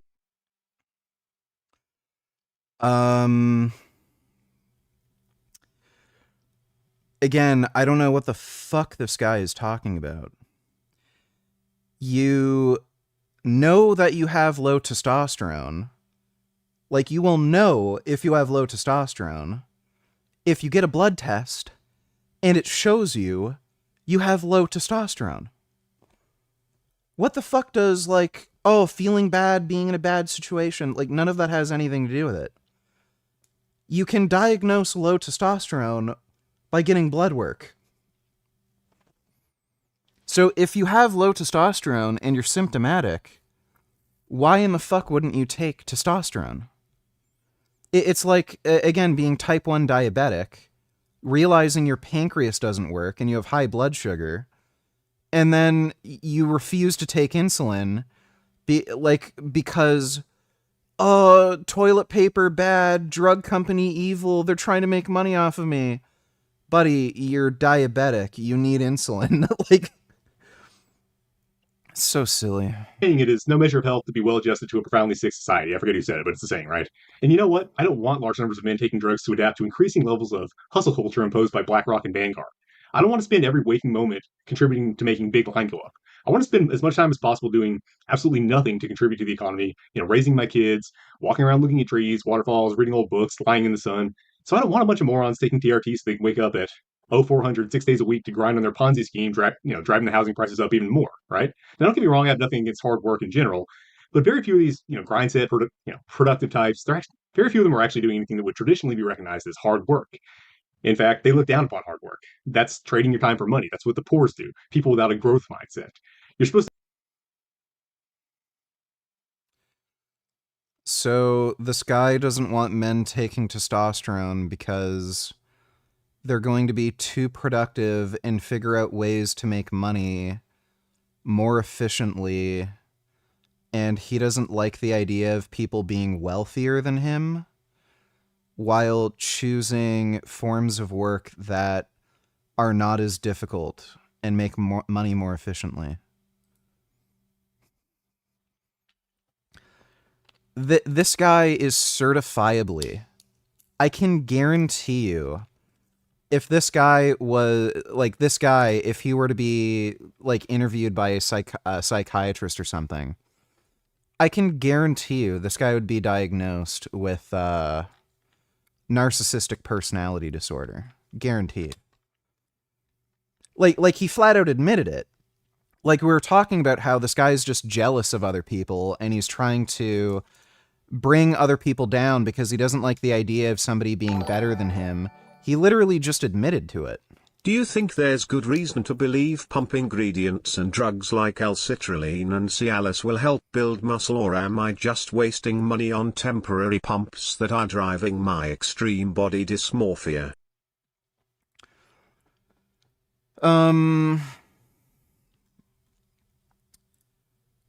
There's a plausible case to be made that, the vasodilative properties of these supplements or drugs might contribute to muscle growth. Chances are they work better if you're also on steroids. So there's like a synergistic effect, but, like, Cialis is pretty expensive. I was on, like, actual pharmaceutical Cialis a few years ago when I was suffering depression. I had erectile dysfunction because of the depression. So my doctor prescribed me Cialis. It was about $120 a month. So, like, if you're going to spend $120 a month on Cialis hoping to make gains... Again, I spent about $50 a month on testosterone, and I put on 20 pounds of muscle in 2 months. So, like, if you're going to take something that's more than twice as expensive for nowhere close to the fucking results, like, what are you fucking doing? I don't understand why you'd take Cialis for muscle growth when... there's cheaper, more effective drugs for what you want out of them. No, even the tadalafil was pretty expensive. I think it was only like a $5 or $10 difference. Because I remember, sometimes the pharmacy would be out of tadalafil and they'd only have Cialis. So, and then I'd look at the bill. It was like only a $5 or $10 difference. I was spending like $110 for tadalafil, and then it was like $120 for the Cialis. It wasn't much different. Like, that's Canada prices. I don't know what it's like in the States. I know it works differently. A lot of people pay for their Cialis prescription through their insurance in the States. So I think some of the cost is a bit different in the States. Most people don't have like insurance in Canada. So it might be a lot cheaper in the States if you get tadalafil, but in Canada it's like $5 or $10 difference. It's practically nothing.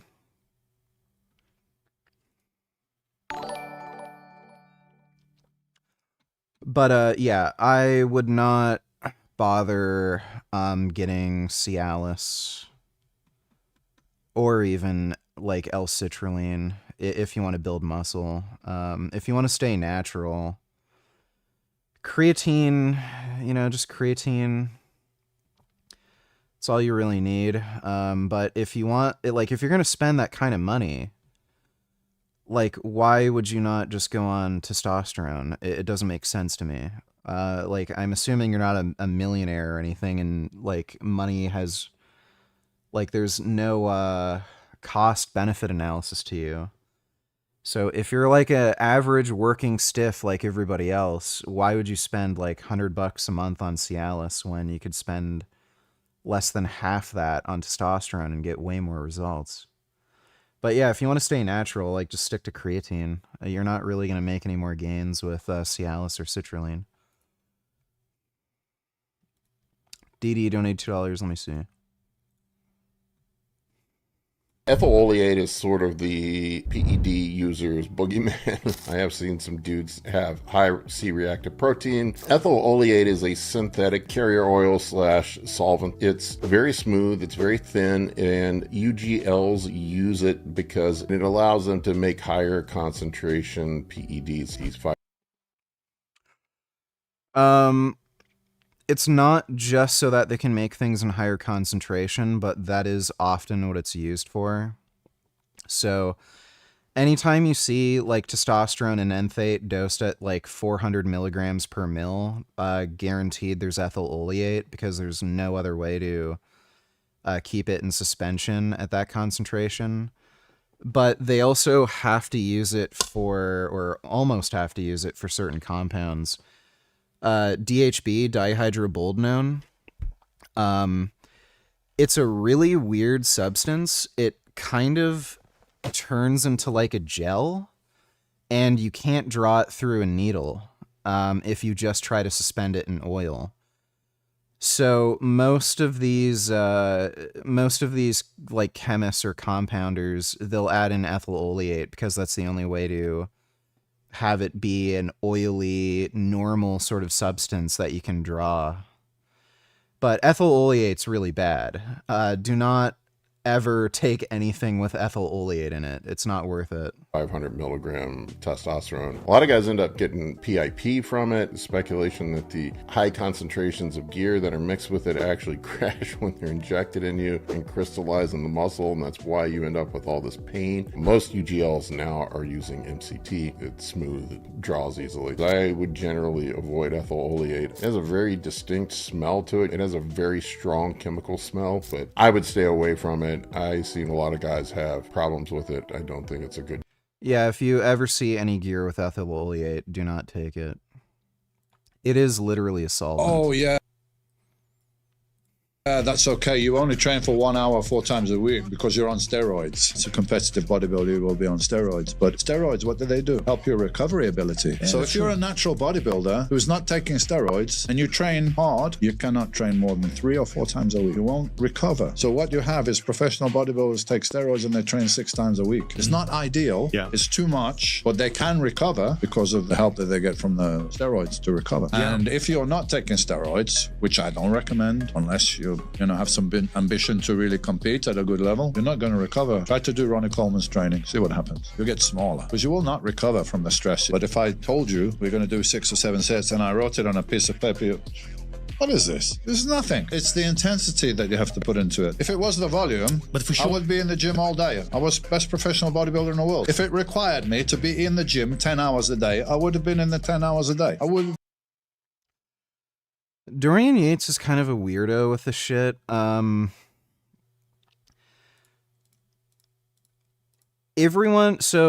when you see a dude who's this jacked, and then they tell you like what steroids they're taking, how much they're training, like a lot of dumbasses will say, oh, he could have been bigger or better if he took this drug or that drug or in this dose, or if he had trained longer or shorter or with this intensity. Like, usually when people get to this level of success, they found out what actually works for them. Like, everyone's different. Everyone responds to training differently. Everyone responds to these drugs differently. So I'm not going to question that Dorian Yates could have had a better physique, could have been bigger or stronger or whatever, if he trained differently. For whatever fucking reason, that training worked for him. I don't know why he assumes that if everyone trained like him, they'd be better off. Like, again, other bodybuilders like Jay Cutler, Ronnie Coleman and shit, they had very different training styles to him. They trained with more volume and crap. And they reached similar, if not greater levels of success than he did. So, you just try what works. You can try Dorian Yates training, see if it works for you. If it works for you, then great. If it doesn't, then yeah, you might want to train with higher volume. It's as simple as that. I can tell you from my own personal experience, when I started using steroids 3 months ago, August 1st, for the first couple weeks, my training stayed exactly the same. I didn't change the exercises I was doing, the sets, the reps, nothing. I just kept everything the same. And then, I noticed I was recovering so well and I felt like I could do so much more. I upped the amount of sets I was doing. I upped the amount of exercises I was doing. I started doing, just adding in some extra compounds here and there, definitely some extra isolation work. And I was growing more. So like clearly increasing the volume for me. And I train hard. Like you can see my training. I often do go to all out failure. So everyone responds differently to training, and everybody has different training needs. And some of it's also going to depend on your absolute strength, how big you are, all these different things, like your training age. But I don't know why he figures everybody should just train like he does. It's really weird.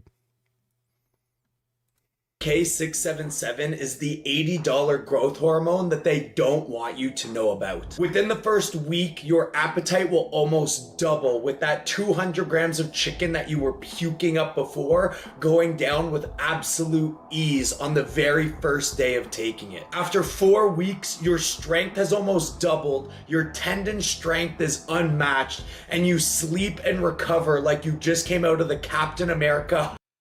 So, by the way, when he's saying this, he sells MK678.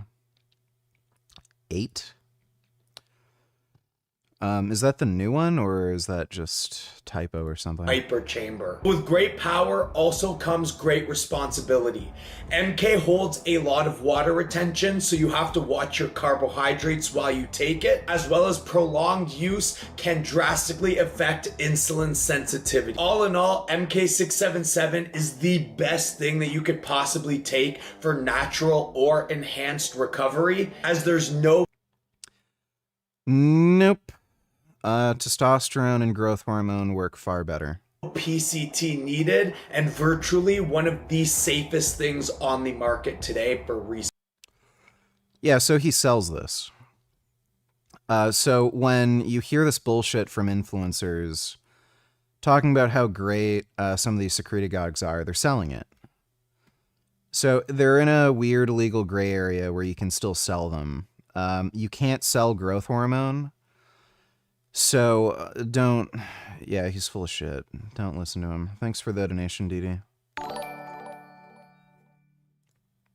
1 hour 30 on this boring ass video from a YouTuber nobody's ever heard of.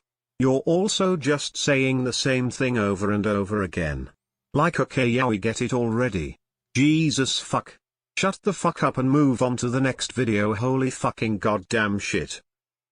People wanted me to react to this, so I'm reacting to it, okay? Suck my ass. Thanks for the donation, 21st. Even Ben Shapiro called out Tucker Carlson on his bullshit.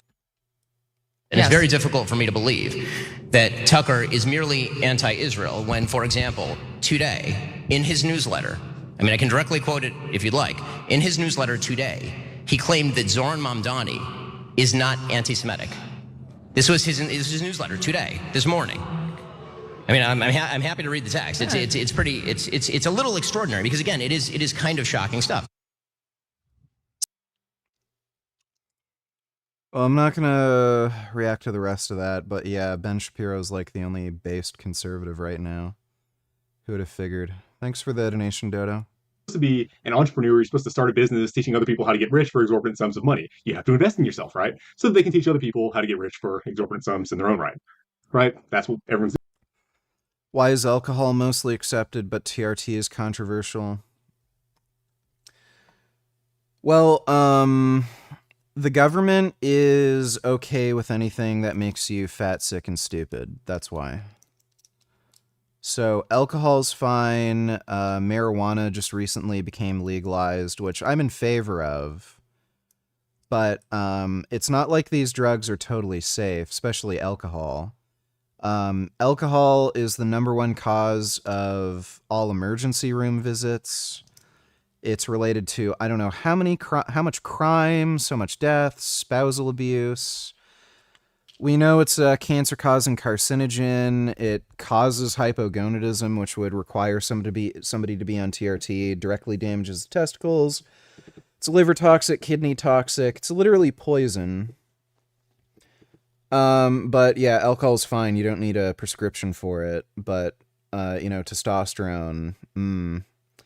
You have to meet a very specific set of criteria. You need to talk to the right doctor who's open-minded to it in order to even have a chance of being prescribed.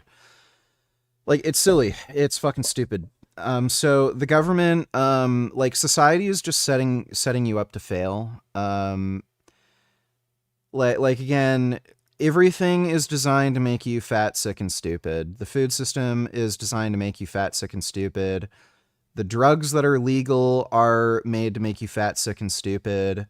Even the schooling system is designed to make you fat, sick, and stupid.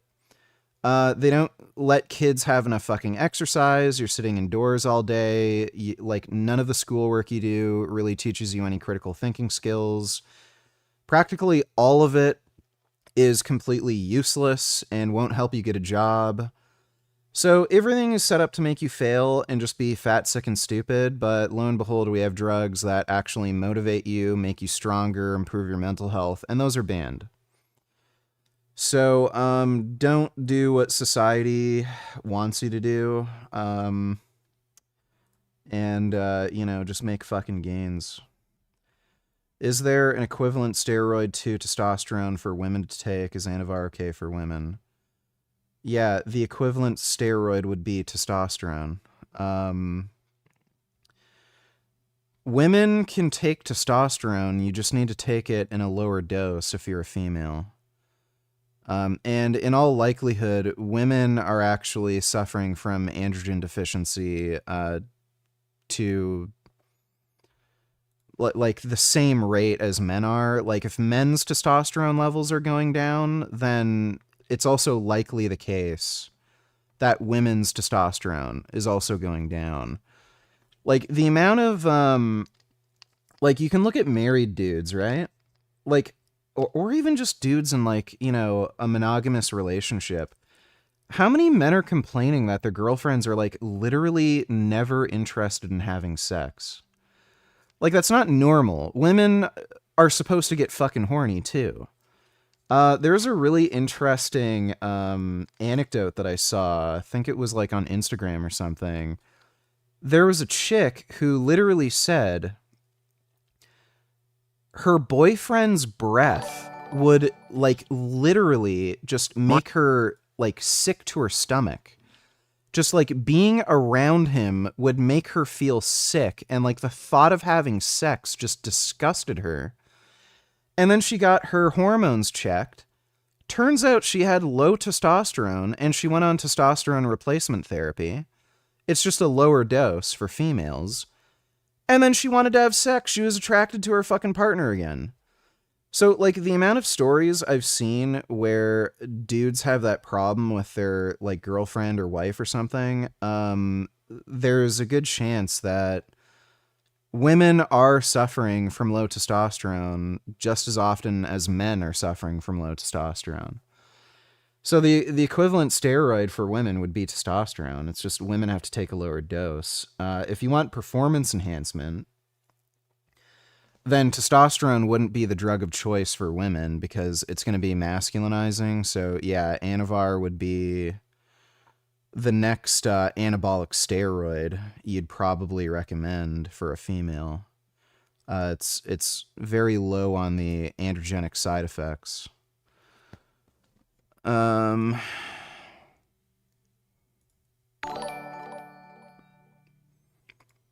My dad defends alcohol and even believes it's good for you and has nutritional value. It has literally zero nutritional value. Thanks for the donation, though, Dodo. Your dad's dumb. Doing now, right? I don't want people adjusted to that, right? And I took them in that direction for a reason, because in addition to allowing adaptation to just overwork and hustle culture, I do think that as TRT becomes increasingly normalized, it's going to increasingly allow men to adapt to and contribute to the increasing scamification and looting of the economy. Like I was talking about earlier, hedge funds, BlackRock, Vanguard, they're buying up every business and squeezing them for every. But I do think that the normalization of TRT can exacerbate the problem by allowing a much larger number of men to adapt to and thrive in this environment. Here's the thing about natural testosterone. Even if you have relatively high levels overall, it ebbs and flows. Sometimes you feel like you're in the cast. So this guy literally admits he doesn't want men taking testosterone because they're going to be more successful than him. Focus on the external metrics of winning instead, right? I don't think it's an accident that a lot of these scammers are on some form of gear. And it isn't just to look jacked with less effort. I think it also helps them quiet any doubts in their mind about what they might be doing. And this is where the normalization of TRT has way more potential societal risk than steroids. Leaders, whether we're talking about academics, political figures, businessmen, are probably not going to be buying trin and check drops from the big dude at the gym to get their bench press up, right? At least not commonly. Honestly, it might be cooler if they were, to be honest with you. I'd vote for a wide-ranging powerlifter as long as he wasn't on the Epstein list and he wasn't taking money from one particular foreign lobby that I won't mention. But that's probably not a huge overall concern either way. Anyway, TRT, on the other hand, is something that is becoming increasingly common with our thought leaders in all fields and at all levels. You know, they say Yeah, what does that tell you? Maybe it's good. Did your family members drink alcohol? Only really my grandmother. What are key symptoms for low test? There's a big range of symptoms, but typically the most common ones are depression, anxiety, low motivation. That can also be paired with low sex drive or low libido. And there's like physical symptoms as well. So difficulty building muscle, low amount of strength, low muscle mass and tone. My best friend, actually, I was helping him with his training routine, and I noticed he was a beginner lifter. He had a really hard time like just increasing weights by 5 pounds each week, which is like a normal rate of progression for a beginner. We would have to go like 2, 3, maybe 4 weeks before you can even increase weight on the bar by like 5 pounds. And I told him, you should get your testosterone checked because that was weird.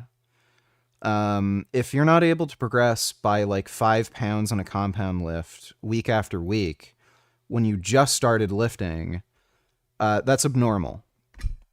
So I told him to get his testosterone checked, and he was kind of lazy about it. He didn't do it until a few months later, but turns out he was extremely hypogonadal. I think he had the testosterone of like a 95-year-old man or something. So, the most common symptoms, though, are going to be like the mental health ones. So depression, anxiety, low mood, lack of motivation, stuff like that. And then there's the other ones that may come along with it. You know, like low libido, difficulty building muscle, shit like that. Do you still believe Ben Shapiro himself is racist? Remember his book? Yard, ha ha. He's definitely racist, and he's the funny kind of racist who doesn't like black people, but he sexually fetishizes them. Thanks for the donation, Dodo. Testosterone is an antidepressant for men, but you know what? I kind of want the men in my generation to be depressed, at least sometimes. Things are fucking depressing. I don't trust a man who's happy all the time because he doesn't care about the world that my kids will inherit. Now, obviously, I don't want you to be crippling depressed where you can't take any kind of positive action. Depression isn't normal. So here's the difference. Well, and this guy has no fucking clue what he's talking about either.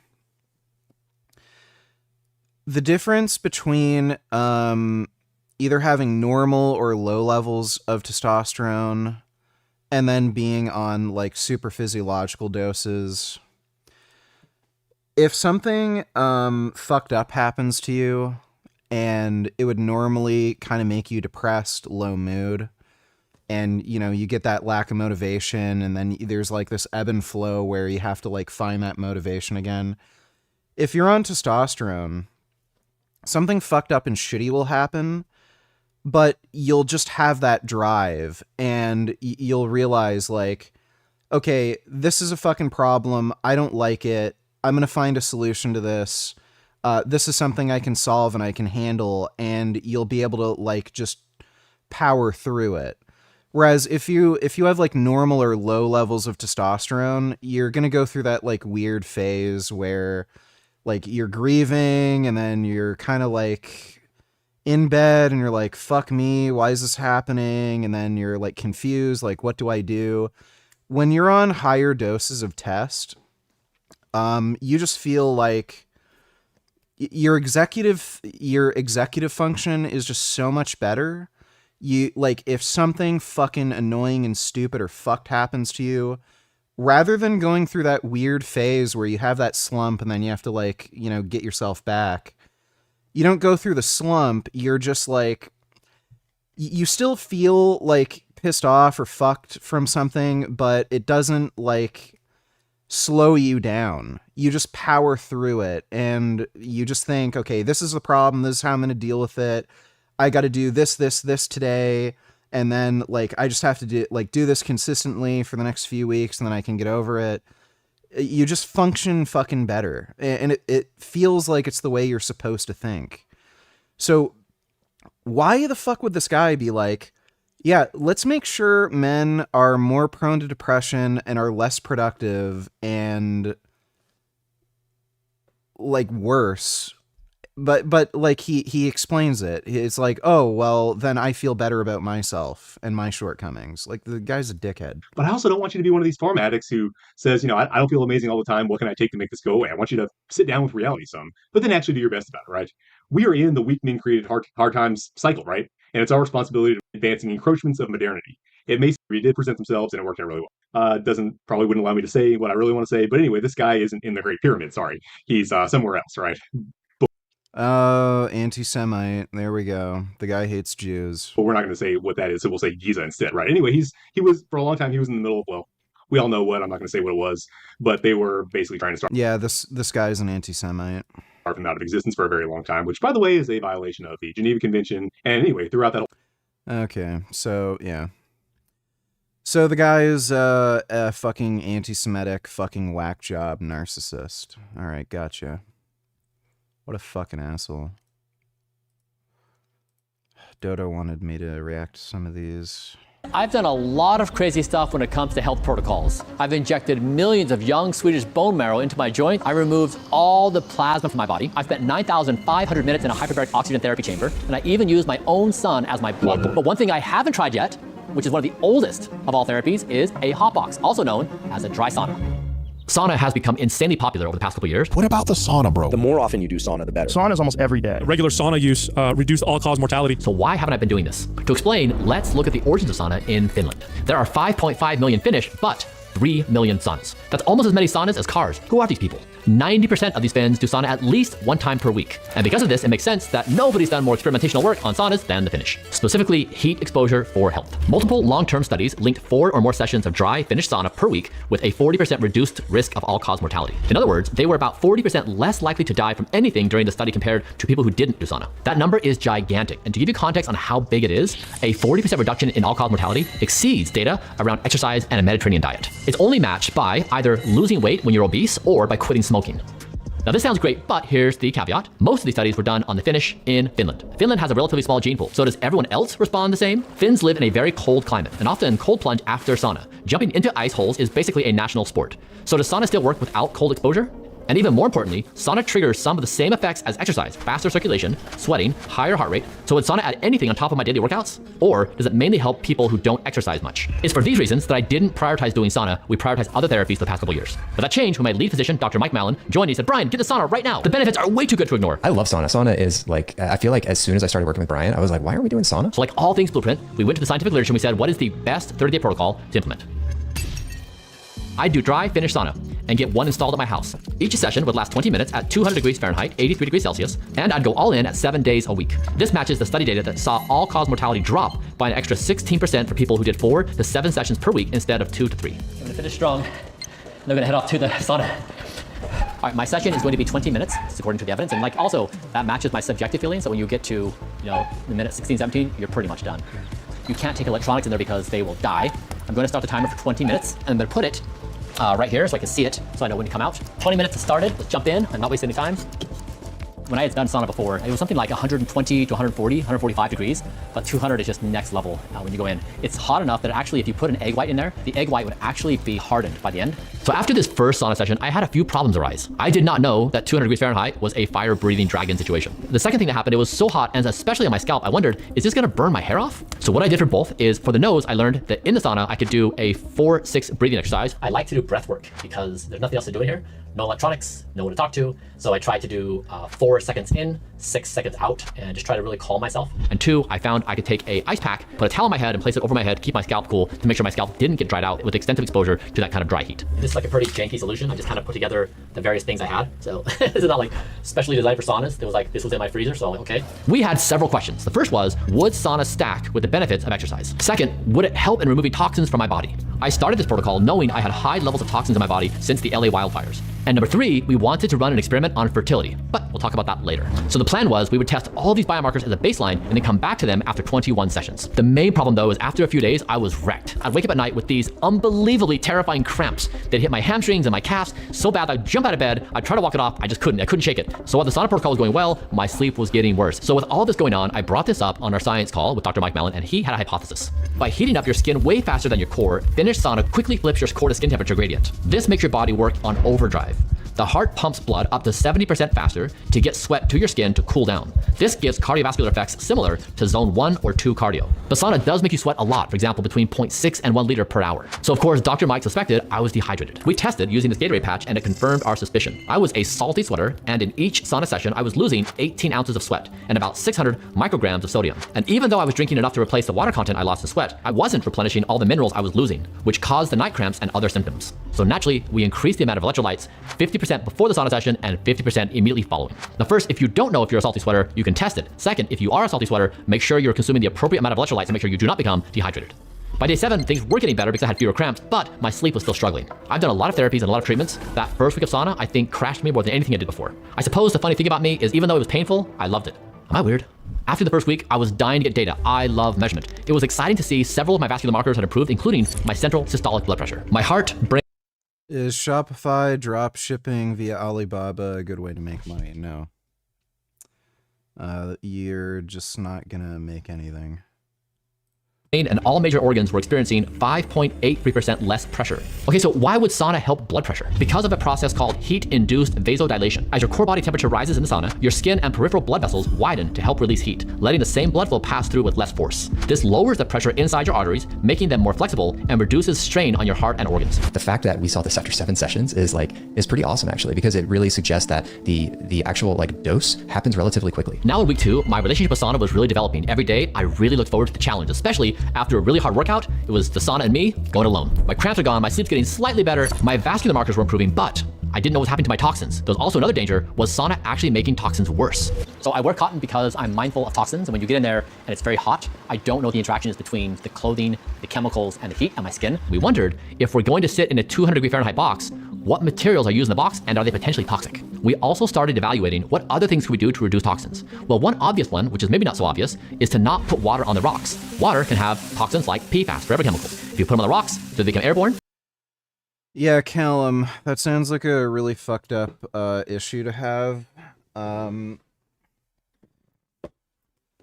The only thing I can recommend is there does seem to be some association with schizophrenia and some kind of brain injury.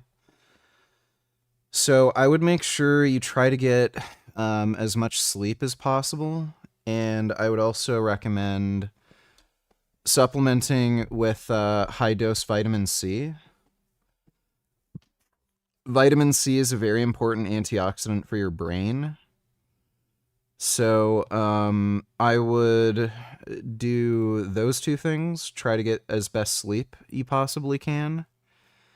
And also make sure your vitamin C intake is extremely high, because that will help protect your brain from injury. And outside of that, just try to follow the best diet you can. Avoid cigarettes, alcohol, marijuana.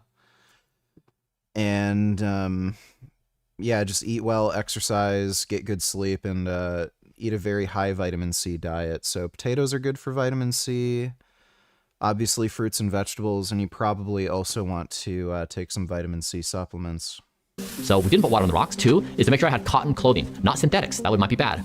And finally, to shower immediately following the sauna to make sure you're removing toxins from the skin. But you may be asking, Brian, why weren't you naked? I thought people sauna naked. That's because I was wearing an ice diaper. Don't laugh. Once I shared on social media I was wearing an ice diaper, I got a lot of questions. Now, in reviewing the scientific evidence, we saw that there was a potential of the heat actually hurting fertility markers pretty significantly. So we took precautions to say we're going to put ice on the boys to prevent this harm. So I went to my freezer, and fortunately, I had a whole bunch of ice packs from a whole bunch of different therapies, and I selected them trying to find the right match. Here's the ice pack for the boys. So I just slipped it in. Human testes operate at 2 to 4 degrees Celsius cooler than core body temperature.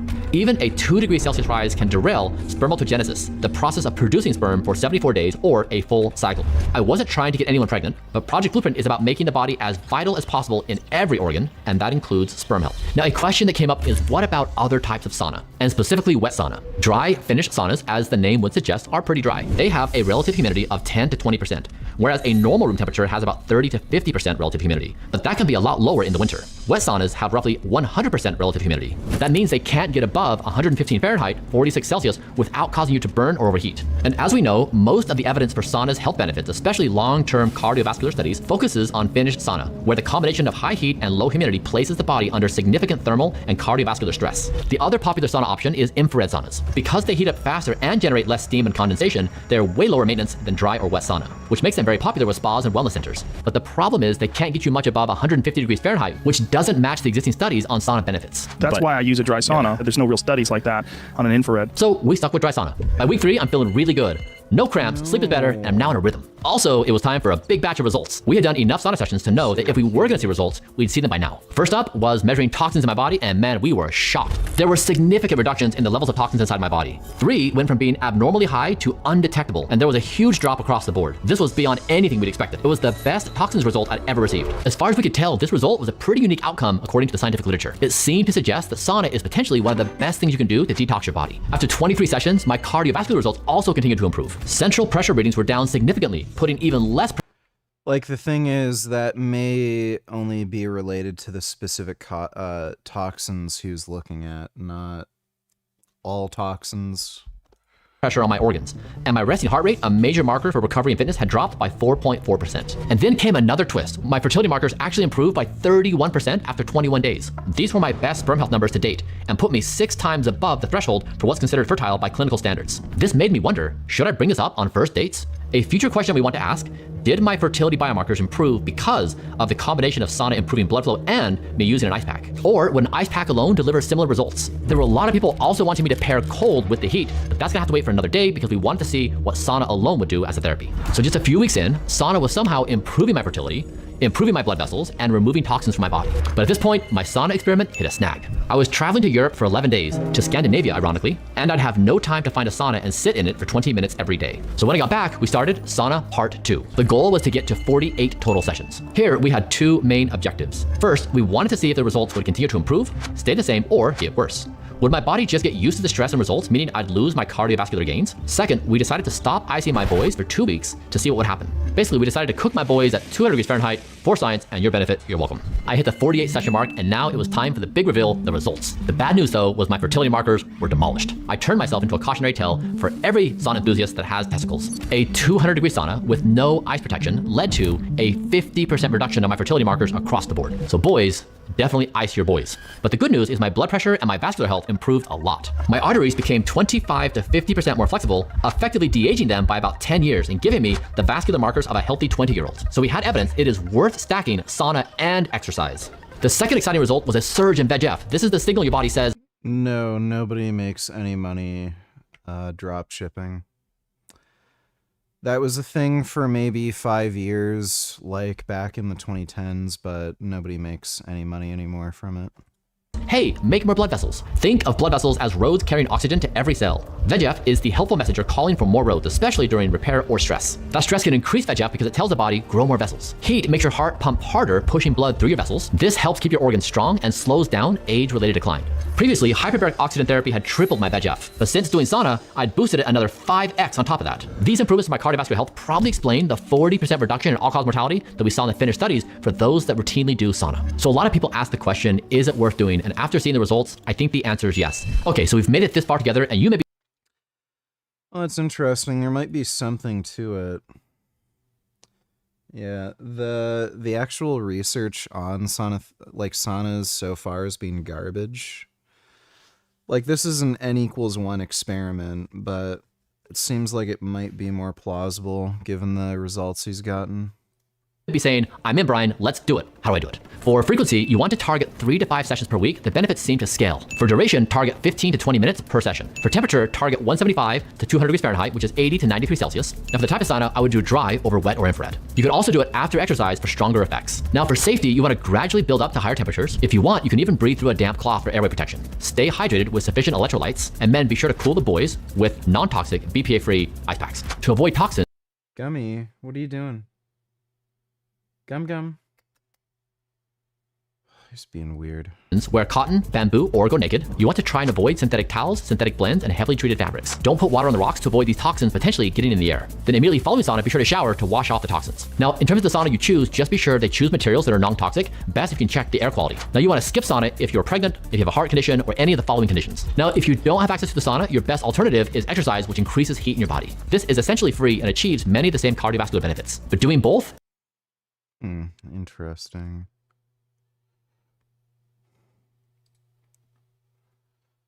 You know what? It's already late. Maybe tomorrow we'll watch this. These videos that Dodo linked. I'm kind of wiped. I gotta just go to bed. I have a case of the sleepy sleeps. But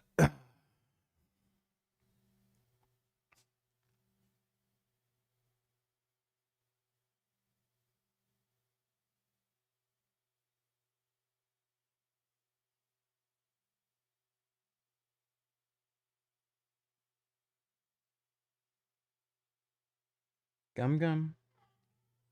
The hell are you doing? All right. Well, I'm gonna go to bed. Gummy's trying to be annoying, so we should probably both go to bed. But hope you all had fun. Big thanks to everybody who donated on Streamlabs. Really appreciate it. Good chance I'll stream the leg training tomorrow, and we'll just do a normal stream too. So I'll see you all tomorrow, and sweet dreams.